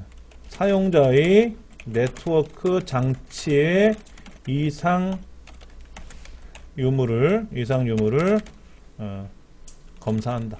자체 검사한다라고 보시면 돼요. 그래서 여러분이 댁에서 인터넷을 하다 오늘 갑자기 인터넷이 안 돼요. 그러면 그쪽 회사, 인터넷 회사 서비스 센터로 전화를 걸잖아요. 그럼 거기 있는 직원이 뭐라고 하냐면은 컴퓨터 켜져 있습니까? 그러면 네. 그러면 혹시 시작 버튼 눌러서 보조 프로그램 가서 명령 프롬프트 가보세요. 그리고 핑 한 칸 띄고 이렇게 해보세요. 그래요. 그럼 뭐라고 나오나요? 거기 뭐 TTL이 128이고 뭐 어쩌고 저쩌고 나오는데요. 그러면 아, 기계는 이상이 없네요. 그런단 말이야. 그럼 이 사용자 그 고객의 집에 있는 컴퓨터에는 네트워크 장치가 고장이 안 났다는 얘기죠. 그러면 뭐가 안 된다는 거예요? 공유기가 잘못됐든지 아니면 모뎀에 그쪽 업체에서 우리 가정으로 보내주는 인터넷 선이 있을 거 아닙니까? 그게 문제가 있는지 검사를 해봐야 되겠죠. 그러면 이제 걔네들이 거기에다가 또 신호를 보내요. 그 가정으로 신호를 보내서 되돌아오는 걸 봐가지고 이상이 없는지. 왜냐면 중간에 공사하다가 선이 끊어질 수도 있고 중간에 빼놓을 수도 있잖아요. 이제 그런 거를 점검을 해주게 되죠. 그래도 이상이 없는데 만약에 문제가 생기면 어떻게 돼요? 원격으로 확인할 방법이 없으니까 기사님 보내드릴게요. 이런단 말이에요. 그럼 이제 주변에 있던 기사가 와서 점검을 해주고 가는 거예요. 예. 자, 그 다음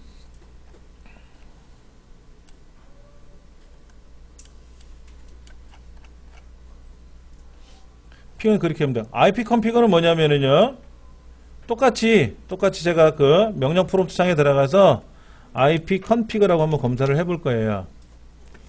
그럼 여기에 보면 보세요. FE80 DD7B 뭐 이상한 숫자들이 보일 거예요.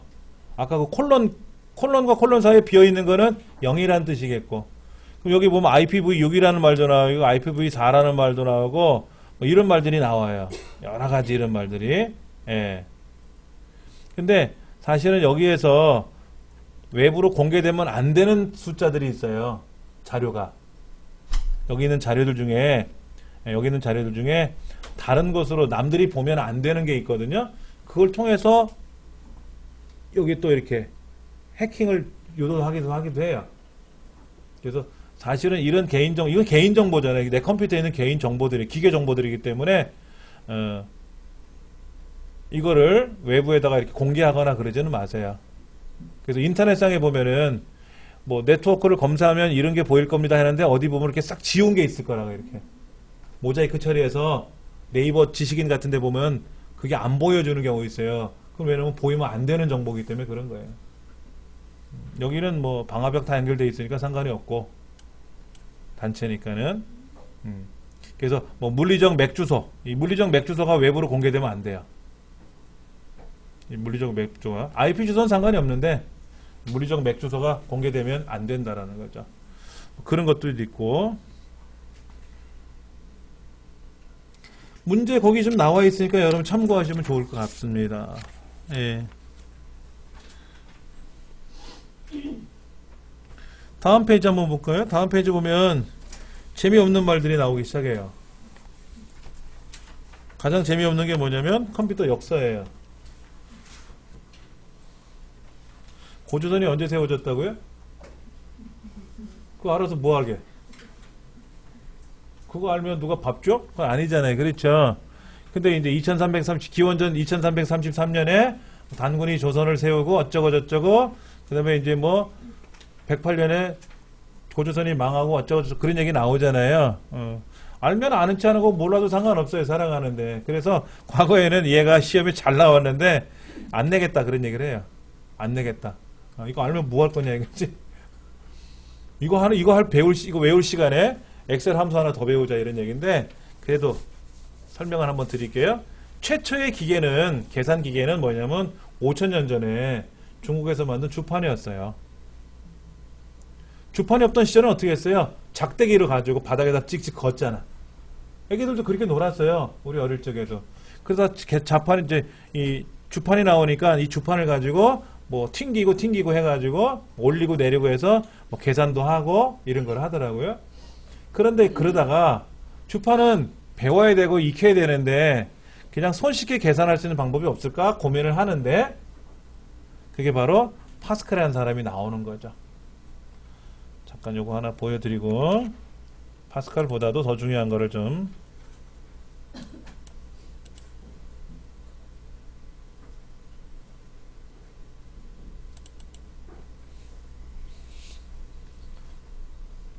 파스칼 얼굴 모르시잖아. 쌍꺼풀이 있는지 없는지 모르죠. 네, 저도 몰랐는데 이런 정보가 있더라고요. 볼게요.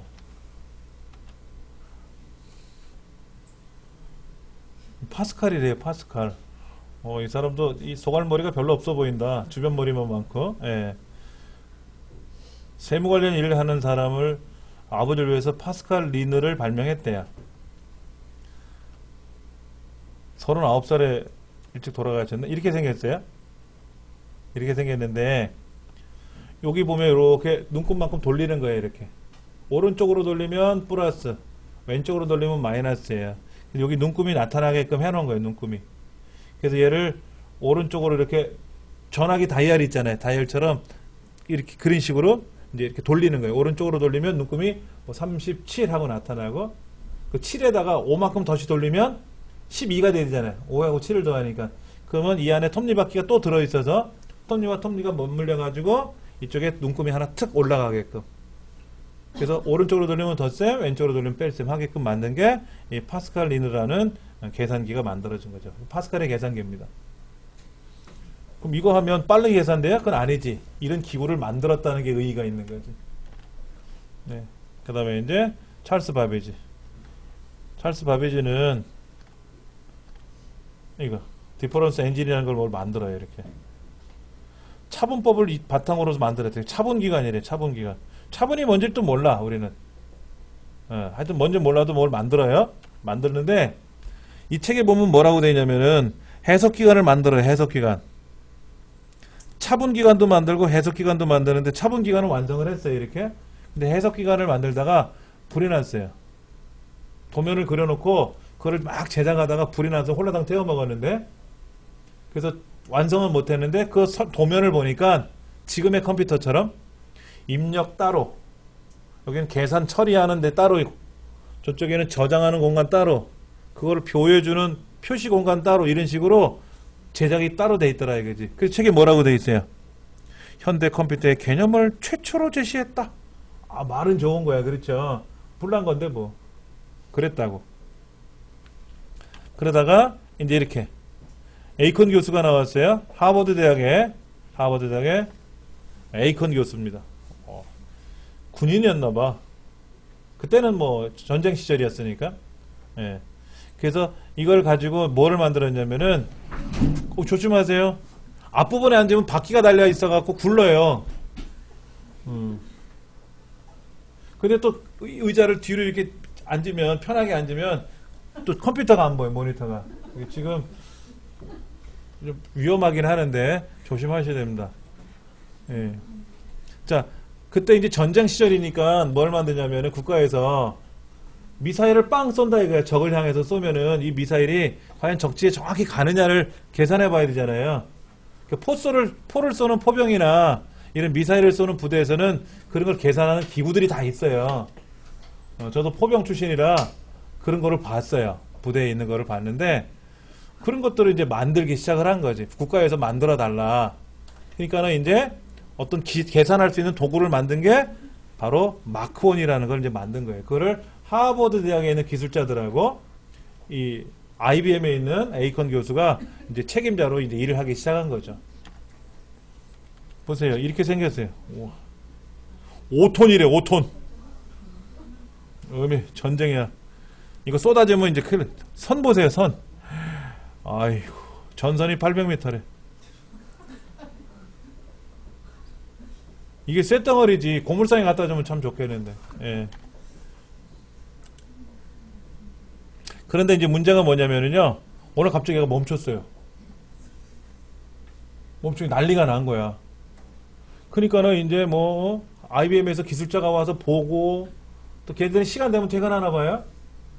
그 이제 문제가 발생한 거야. 그러니까 안 돌아가. 계속 몇 날 며칠을 테스트해봐도 안 돌아가. 그랬는데 알고 봤더니 그 안에 나방이 하나 죽어 있더라 이거야. 나방이 벌레가 죽어 있더라 이거야.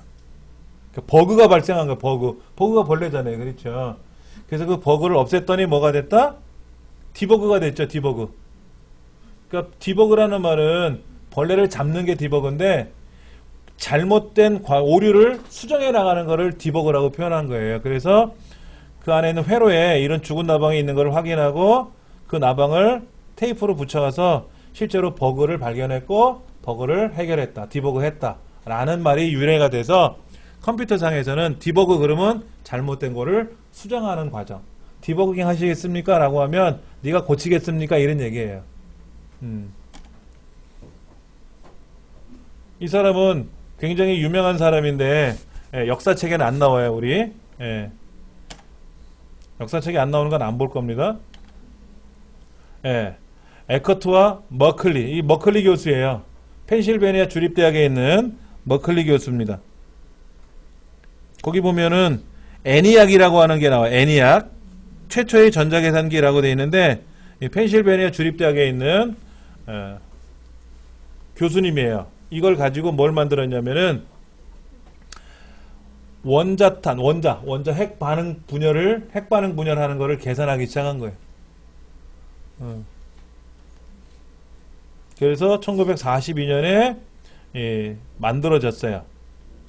만들어져가지고 46년에 이제 공식적으로 데뷔를 했다 그러는데 이걸 가지고 원자탄이 어떻게 원자탄을 터뜨리면 원자 핵 반응이 어떻게 움직이는지를 계산해서 원자탄이 만들어졌고 그 원자탄이 만들어진 거를 토대로 해서 일본에다가 공격을 했죠. 나가사키 히로시마에다가 B-19가 가가지고 터뜨렸잖아요. 그래서 무조건 항복했지 않습니까? 이 사람이 만든 컴퓨터 때문에. 그러니까 일본 사람들한테는 나쁜 아저씨죠. 일본 사람 입장에서는 나쁜 아저씨고 우리나라는 덕분에 그것 때문에 해방이 됐고 독립이 됐고 그렇죠? 예, 그런 겁니다. 애니악 그때 이렇게 생겼어요. 35제곱미터 가로 세로 35제곱미터 무게가 30톤 거의 탱크죠. 탱크. 그리고 그 안에 진공관이 18,000개 이상. 진공관은 형광등 굵기만한 거로 이렇게 앞에 펜이 있죠. 펜. 한 2, 3cm 정도 되는 펜의 굵기 정도 이 크기만큼 되어 있는 게 진공관인데 얘가 뜨거워요. 열이 많이 나요. 그러면 얘가 18,000개 꽂혀 있다. 저거 만지면 손 뒤어요. 진공관 만지면. 그게 이 방만한 강의실에 18,000개 있으면 어떨까요? 사우나지 뭐 사우나. 허구날 고장나기도 하고 전기도 많이 먹고 하여튼 이걸 이용해서 만들었다 그래요. 에커트와 머클리 교수. 이거 에커트 교수죠. 이 사람은 에커트 교수고 95년에 돌아가셨다네요. 펜실베니아 주립대학에 있는 교수였는데 95년에 돌아가셨대요. 오래 사셨네. 그 다음에 폰 노이만. 우리 역사책에 보면 나와요. 뭐를 만들었다고 나와요?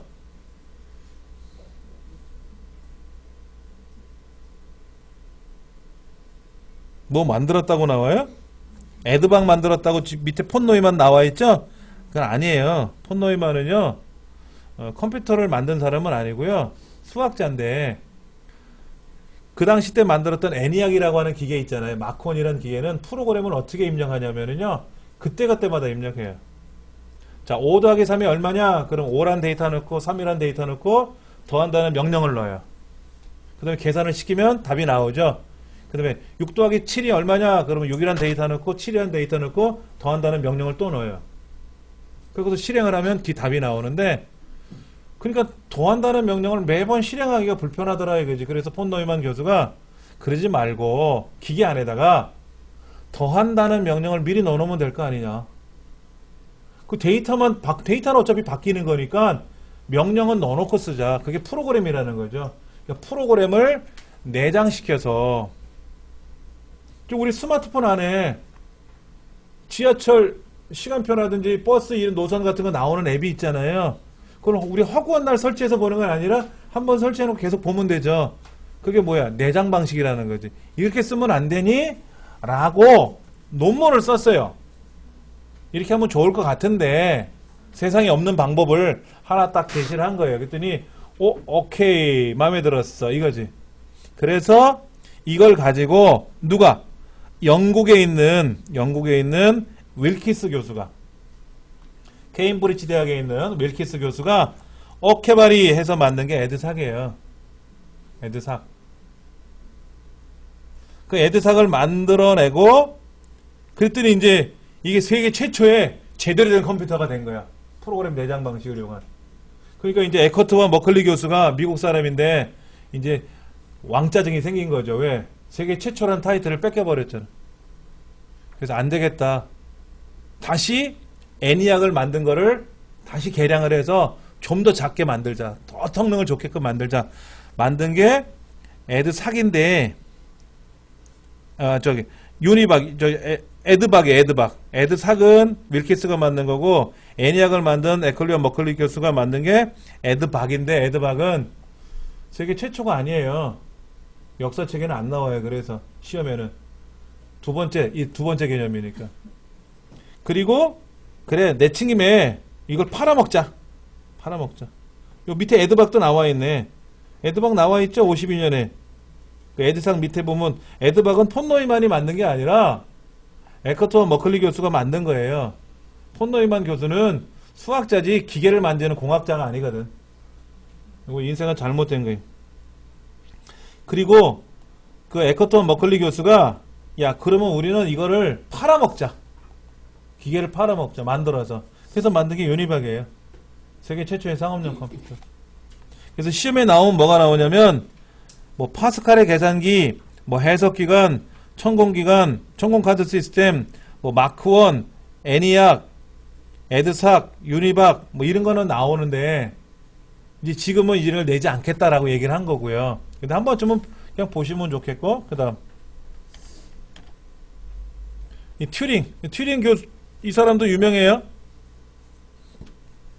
암호 해독기를 개발했어요. 암호 해독기. 그래서 연합군 2차 세계대전을 승리로 이끈 숨은 주역 중에 하나. 이 튜링 기계도 거기 나와 있죠. ABC가 아니라, 튜링 기계 거기 나와 있네. 1937년에. 예. 그 다음에 윌리엄 쇼클리. 이 사람이 트랜지스터를 만든 사람이에요. 트랜지스터. 벨링호소에 있는 연구원인데, 예, 트랜지스터를 발명해가지고 돈을 엄청 벌었죠. 우리나라는 발명을 하면 특허를 내잖아요. 근데 특허를 누가 갖고 있냐면 그 회사 대표가 가져요. 그래서 삼성전자에 밥통 있잖아요. 압력밥솥 추가 있지 않습니까? 여기도 특허가 여러 개 있는데 그 특허권을 누가 갖고 있냐면 이건희 삼성 회장이 갖고 있어요. 근데 외국은 특허를 발명을 하면 그 특허권을 그 사람한테 줍니다. 그럼 그 회사 그만 안 두고 그냥 계속 살 거 아닙니까? 그렇죠? 그래서 이 사람이 특허권을 갖고 있는데 돈을 많이 벌었죠. 이 사람이 마우스 만든 사람이래요. 마우스 만든 사람. 마우스 뭔지 아시죠? 그랬죠? PC의 그 마우스, 이것도 이제 PC를 마우스를 만들었는데, 아까 이제 이 사람하고, 예. 서로 다른 곳에서 서로 만들기 시작했나 보죠? 예. IBM 창시자. 토마스 왓슨. 예.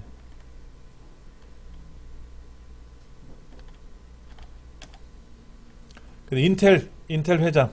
인텔 창업자. 인텔 아시죠? 예. AMD 창업자. AMD 들어보셨어요? 인텔은 PC에 CPU를 많이 만들죠. 슈퍼컴퓨터 PC는 슈퍼컴퓨터에 들어가는 CPU는 AMD가 보통 만들었어요. 그 다음에 지금도 AMD 컴퓨터가 많아요. 우리 강의실에. 여기는 인텔 거지만 AMD 컴퓨터 많아요. 그 다음에 그래픽 카드에도 AMD 회로가 들어가요. 굉장히 유명한 기업입니다. 델 컴퓨터 있죠? 델 컴퓨터 창업자. 65년생이래요. 어머, 친하고 싶어. 예. 이거 운영체제라는 걸 만든 운영체제. 윈도우라는 거 있죠. 윈도우 이전에 CPM이라는 게 있어요. CPM이라는 거를 저도 대학에서 이거로 공부했어요. 저는 CPM으로 만들어서 이걸 개량하는 걸 배우고 이렇게 했었어요. 어셈블리로 배워가지고 이거를 논문도 냈었고 이렇게 했었는데 이 사람이 만든 거래네요. 오, 존경하고 싶어. 이 사람 누구예요? 인터넷을 만든 사람. 팀 버너스리라고 하는 인터넷을 만든 사람이에요. 이 사람이. 넷스케이프라고 하는 웹브라우저를 만든 사람. 마크 앤드리슨. 예. 아시죠? 게이츠 형. 55년생이죠. 돈이 많아요. 돈이 많고 자녀들한테는 한 푼도 안 준대요. 다 기부하겠다 그러고 지금 자녀들이 이제 우리 아빠도 아니야 이러겠지. 근데 뭐 그나들 문화가 그런 거니까. 예. 아휴, 비운의 사나이. 가장 존경받는 사람 중에 한 사람인데 미혼모. 아빠가 누군지를 모르는 거죠. 예. 그래서 외삼촌이 걷어가지고 사과 저장 창고에다가 방을 만들어주고 너가 여기서 살아라. 이 사람 사과 별로 안 좋아했을 것 같은데 그렇게 해서 만든 컴퓨터 이름을 애플. 그리고 기업도 회사도 애플 이렇게 만들었죠. 예. 근데 이제 자기가 세운 회사에서 사장으로 있다가 영업을 못하는다는 이유로 회장으로 추대받아서 쫓겨나고 회장에서도 밖으로 쫓겨나 버리고 아예 자기 기업에서 쫓겨났는데 다시 회사가 막 위태해지니까는 이제 주주들이 회장님 다시 오세요. 그래서 스티브 잡스를 다시 모셔와서 그때 이제 만든 게 바로 뭐였어요? 그 MP3 플레이어 있잖아요. 애플에서 만든 거. 그 다음에 이제 아이팟 만들고 아이폰 만들고 아이패드 만들고 이래갖고 애플을 세계적인 기업으로 다시 해놓고 몹쓸병에 걸려가지고 돌아가시잖아요. 췌장암에 걸려가지고. 유닉스라는 거를 만든 유닉스라는 걸 만드는 사람이래요.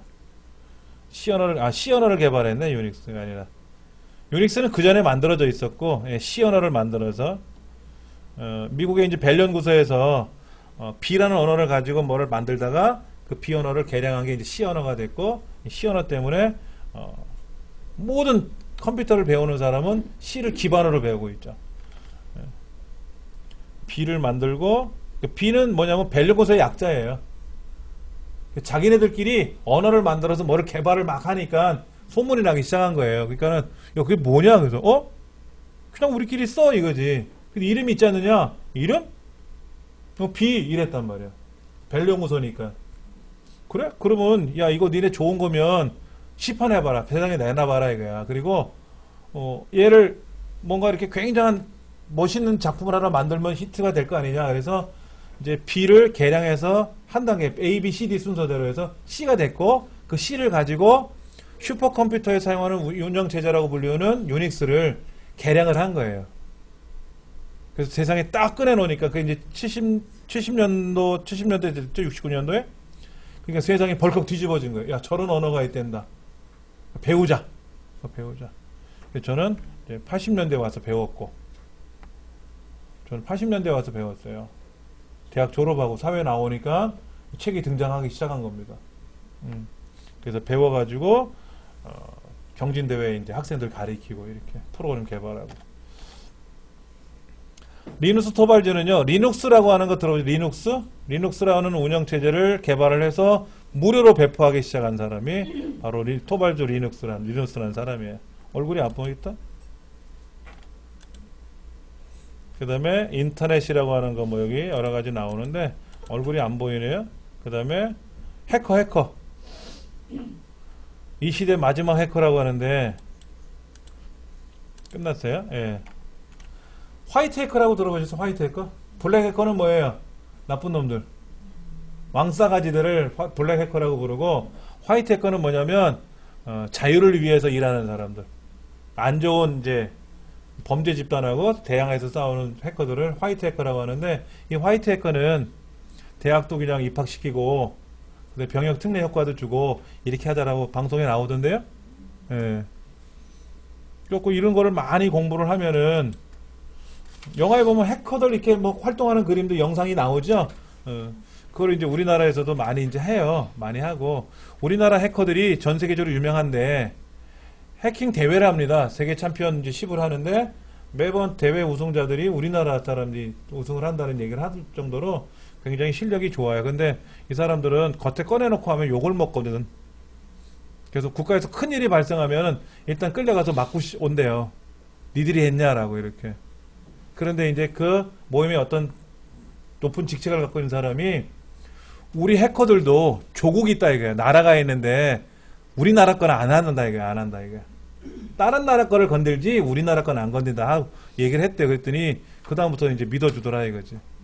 그래서 우리나라에 큰 문제가 발생하면요, 이 사람들이 가서 국가기관에 가서 협조를 해주고 이렇게 한대요. 그래서 중국에서 우리나라 뭐 청와대나 이런 국가기관에 홈페이지를 해킹을 하고 막 그런 적이 있었거든요. 그래갖고 이 우리나라 해커들이 중국 그 해커들한테 멈춰라. 안 멈추면 중국 본토를 불바다로 만들어 줄 테다. 쑥대밭을 만들어 줄 테니까는 멈춰라. 안 멈추면 알아서 해라. 그랬더니 멈췄대라고요. 우리나라 해커들이 그만큼 위력이 강하다는 거죠. 예. 그러니까 혹시 자녀들 중에 컴퓨터를 잘하는 자녀가 있으면 해킹 공부를 시키세요. 그러면 대학도 막 가고 군대도 안 가고 면제받고 그런 일에, 그러면 좋지 않습니까? 공무원 생활할 수 있잖아. 국가기관에서. 예. 저는 늙었으니까 이제 저도 해킹 공부를 해봤었는데요. 머리가 막 지끈지끈 아파요. 어려워. 아무나 하는 게 아니야. 제 머리는 불가능한 것 같고, 그래서 에이 때려쳤고, 그랬더니 우리 작은 놈이 아빠 뭐 좀 팁 좀 가르쳐줘 그러더라고요. 그래서 몇 가지 가르쳐줬더니 이게 친구들한테 헛짓거리더라고. 그래서 혼냈어요. 그런 거 배우면 재밌으니까 막 뭘 하거든 하고 야단을 쳐가지고 못하게 했는데, 아주 얕은 팁 하나만 있어도 친구들한테 가면 영웅 대접 받을 수 있는 게 바로 이런 해킹 관련된 기술이거든요. 그리고 이거를 무료로 배포도 해요. 해킹 관련 팁 프로그램들을 막 무료로 배포를 해요. 그러면 그거를 깔아. 예를 들어서 친구 집에 놀러 가서 거기다 깔아놓고 와. 그래갖고 이제 내 집에 와서 그놈이 하는 걸 엿보는 거야. 쓱. 오. 근데 청소년들이니까 잘못하면 어떻게 돼요? 잘못했어요. 끝. 이거로 끝나. 교도소 가고 이러진 않잖아요. 그렇죠? 그러니까 이제 아직 그런 걸 모르니까는 혼만 나고 끝나니까는. 그런데 안 되지. 막 진짜 크게 혼내줘야 돼. 그 PC방 같은 데다가 막 깔아놔요, 애들이. 그리고 다른 PC방에 가서 이제 딱 보면 저쪽 PC방에서 막 하는 게 막 나타나거든. 그래서 과거에 많이 했었어요. 그런 나쁜 행동들을. 그래갖고 막 걸려가지고 혼나고 신문에도 막 대소투표라고 이렇게 했었는데, 안 좋은 건 안 하면 좋습니다. 자, 요 역사에 관련된 거는 제가 이제 요렇게만 마무리 질 거예요. 그리고 읽어보실 건 읽어보시고, 다음 시간에는 중요한 것들이 있어요. 소자. 진공관은 뭐 트랜지스터는 언제, 뭐 반도체는 언제, 이런 것들은 다음 시간에 좀 설명을 드릴 겁니다. 쉬는 시간 갖고 나서요 실습을 좀 하도록 하겠습니다. 하시기 바랍니다.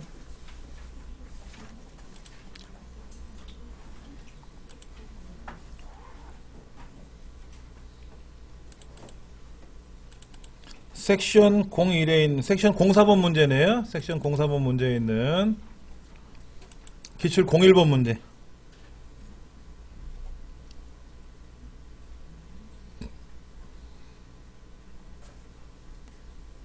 62쪽 하단에 보시면 내용 나와 있고요. 자, 조건을 볼게요.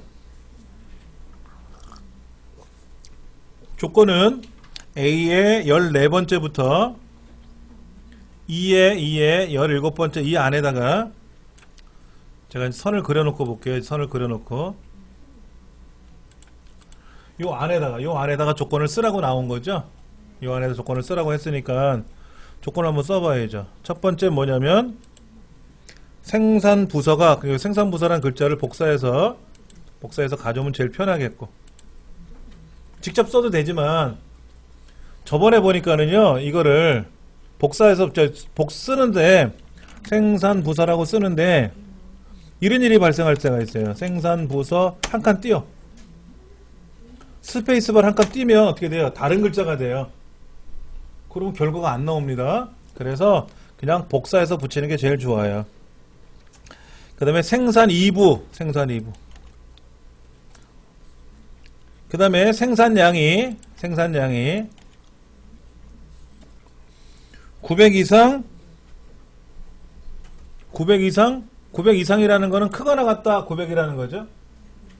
그리고 1500 이하라고 써 있는데, 지금 생산부서 이면서가 아니라 생산 2부 이거나 그랬으니까 같은 줄에서 쓰면 안 되고 다른 줄에다 써야 돼요. 그래서 크거나 같다 900이라고 쓰는데, 생산량이란 조건이 하나 또 걸려 있어요. 생산량이 1500 이하라고 써 있어요. 그렇죠. 이렇게 써야 된다는 거지. 이렇게. 다시 제가 박스를 그리면 요 안에다 이렇게 조건을 써야 된다는 거예요. 생산부서가 생산 2부, 그 생산량이 어쩌고 저쩌고 했는데 이게 이거나 그랬잖아요. 이거나. 그러니까는 조건을 다른 줄에다 써야만 되고, 그 다음에 900에서 1500 사이에 있는 것만 생산량을 가져오는 거잖아요. 그러니까 900보다 크거나 같고, 그리고 1500보다 작거나 같은 거니까 같은 줄에 조건이 들어가야 되지. 얘는 만약에 다른 줄에 하면 어떻게 될까요? 이렇게 다른 줄에 쓰면 어떻게 될까요? 900보다 크거나 같거나 1500보다 작거나 같으면 모든 숫자가 다 나오죠. 그래프상에서 900에서 1500 사이에만 들어와야 되지 않습니까? 같은 줄에 들어와야 된다는 거예요. 이런 조건을 내가 문제를 읽어보고 쓸 줄 알아야 이 문제를 해결할 수 있는 거예요. 지금은 여기 해설이 나와 있으니까 수월하지만, 예. 자, 그래서 이렇게 이제 데이터들 중에서 데이터 고급 필터 들어가서 다른 장소에 복사할 거고요. 조건 범위는 밑에 있는 데가 조건이 되겠고, 출력되는 복사되는 위치는 A18번째라 그랬잖아요. 그랬죠? 요거다 클릭하고 확인 누르면 해당되는 것만 쫙 나온 거죠.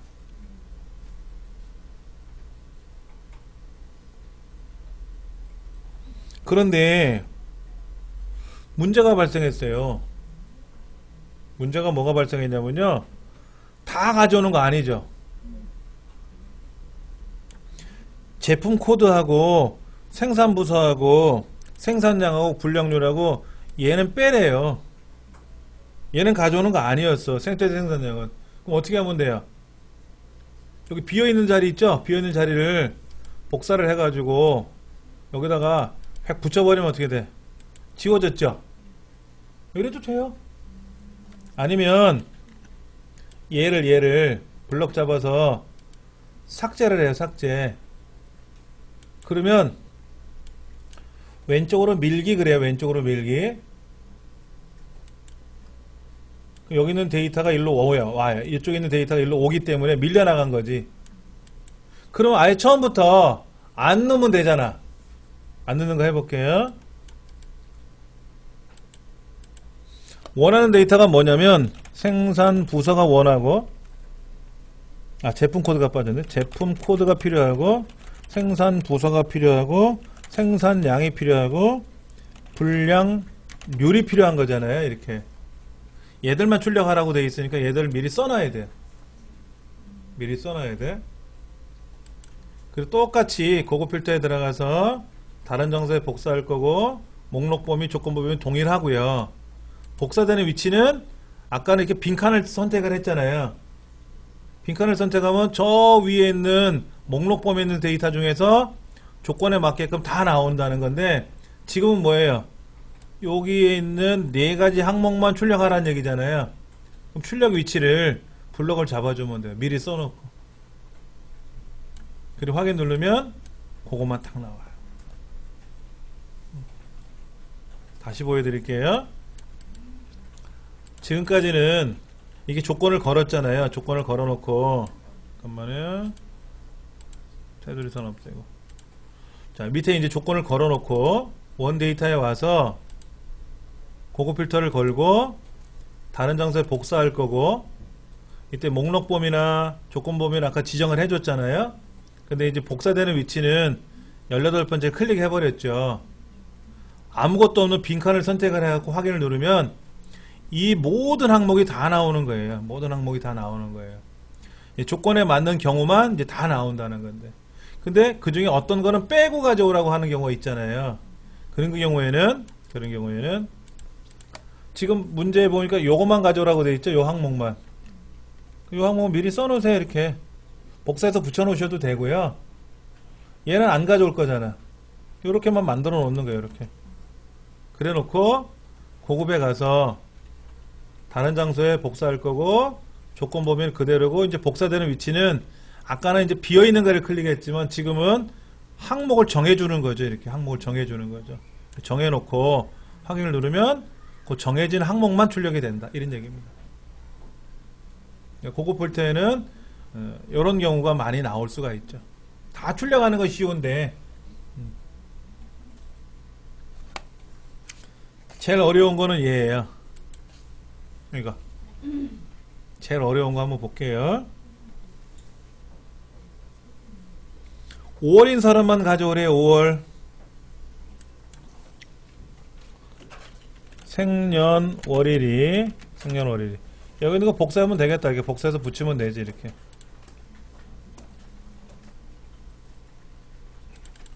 자, 생년월일을 글자를 복사해서 붙였어요.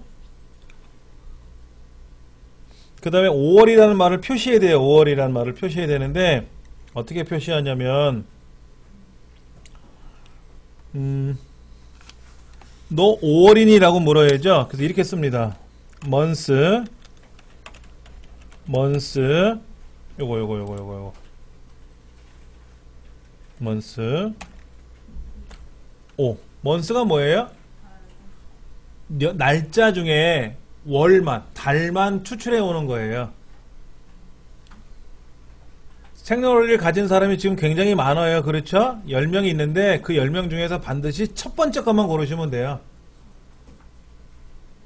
두 번째 거 선택하시면 절대로 안 됩니다. 첫 번째 것만 찾는 거예요. 첫 번째 것만. 걔가 5월이든 6월이든 8월이든 상관없고 걔도 그 첫 번째 항목을 선택을 해놓고 너 온이 묻는 거지. 5월생이니 맞는 거예요. 그러면 결과가 뭐라고 나오냐면 참 아니면 거짓이지. 5월이니 물어봤는데 자, 크게 보여드릴게요. 메모장으로 이렇게 묻는 거라고요. 이렇게. 그럼 결과가 false 거짓 아니면 true가 나오겠지. true? true true 이렇게 나오겠지. 참 아니면 거짓하고 나오겠지. 둘 중에 하나니까 네 날짜, 네 생년월일 날짜 중에서 월만 따져봤는데 너 오니? 물어본 거잖아. 오니. 그럼 맞아, 틀려. 둘 중에 하나겠죠. 자, 그랬더니 뭐라고 뜨냐면 false. 얘는 6월이니까 5월 아니야 라고 나오겠죠. 그러면 요 생년월일이라는 글자를 쓰면 안 돼요. 아까는 직접 여기다가 900 이상 생산 이브라고 썼잖아요. 이렇게요. 이렇게 쓸 때는 항목 이름을 쓰는 건데 이 조건의 결과가 참이냐 거짓이냐고 나오면은요, 이 생년월일이라는 글자를 쓰면 절대로 안 됩니다. 그리고 이름이라는 글자를 써도 안 되고 이 중에 있는 글자 어떤 거라도 쓰면 안 돼요. 그럼 뭐라고 쓰느냐, 여기다가 사랑이라고 써도 되고 안녕이라고 써도 되고 안 써도 되고 이 책에는 뭐라고 써 있어요? 월이라고 되어 있어요.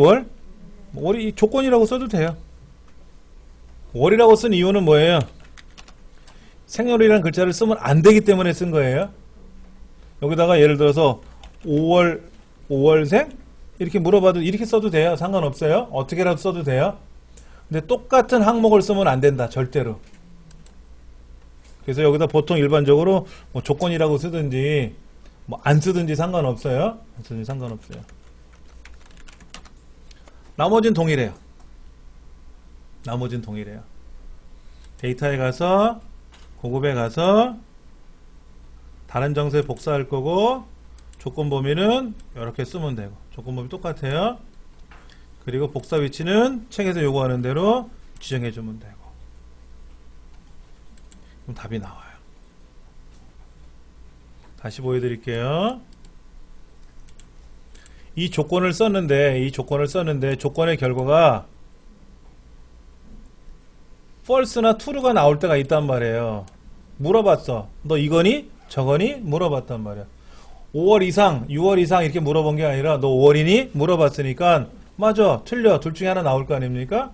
그래서 true나 false가 나오게 되면은 여기 있는 이 생렬이라는 글자를 쓰면 안 되고 지우면 돼요. 지우면 좀 허전하잖아요. 그래서 이 책에 있는 대로 월이라고 쓴 거예요. 안 써도 상관없어요. 자, 데이터에 가서 고급에 가서 동일한 방식으로 그대로 하시면 돼요. 조건물. 근데 제가 항목 이름을 뺐죠? 그렇다고 얘만 선택하면 안 돼요? 빈 것도 선택해야 돼. 비어있는 것까지. 여기 5월이라고 써있던 월이라고 써있던 조건이라고 써있던 뭐 생일이라고 써있던 글자가 비어있던 간에 항상 포함해서 두 줄을 잡아야 돼요. 그 다음에 이제 결과를 출력해주면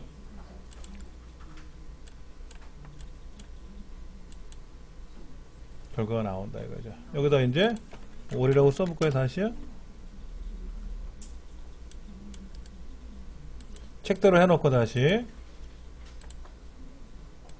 조건 보면 그대로죠. 이렇게 그다음에 위치는 이렇게 5월만 나왔죠. 그렇죠?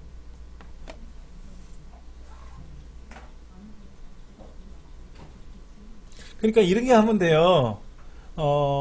지금 4월달에 지금 4월이잖아요. 그렇죠?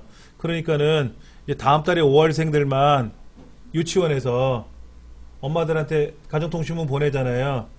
뭐 생일 파티 한다고. 저희 때는 그렇게 하더라고요. 그러면 예를 들어 유치원생이 200명이다 그러면 선생님들이 학생들의 신상기록 카드를 보면서 다음 달에 5월이네 해서 연락을 할 수도 있지만 컴퓨터로 이렇게 저장해 놨을 거 아닙니까? 그럼 여기다 조건을 걸어서 다음 달이 5월이잖아요. 5월이잖아요. 그렇죠? 이렇게 해서 조건을 걸어서 출력을 해주면 학생 이름, 연락처, 학부모 연락처하고 나올 거 아니에요. 그것만 출력하면 되잖아요. 그럼 이제 그 집에다가 문자를 보내면 되지. 가정통신문 요즘 하나? 문자가 보편화되어 있으니까 학부모님 다음 달 생일 파티합니다. 뭐뭐 준비해서 보내주세요 라고 문자를 보내도 되고 그리고 나서 학생편으로 가정통신문 보내면 되고 예, 들어.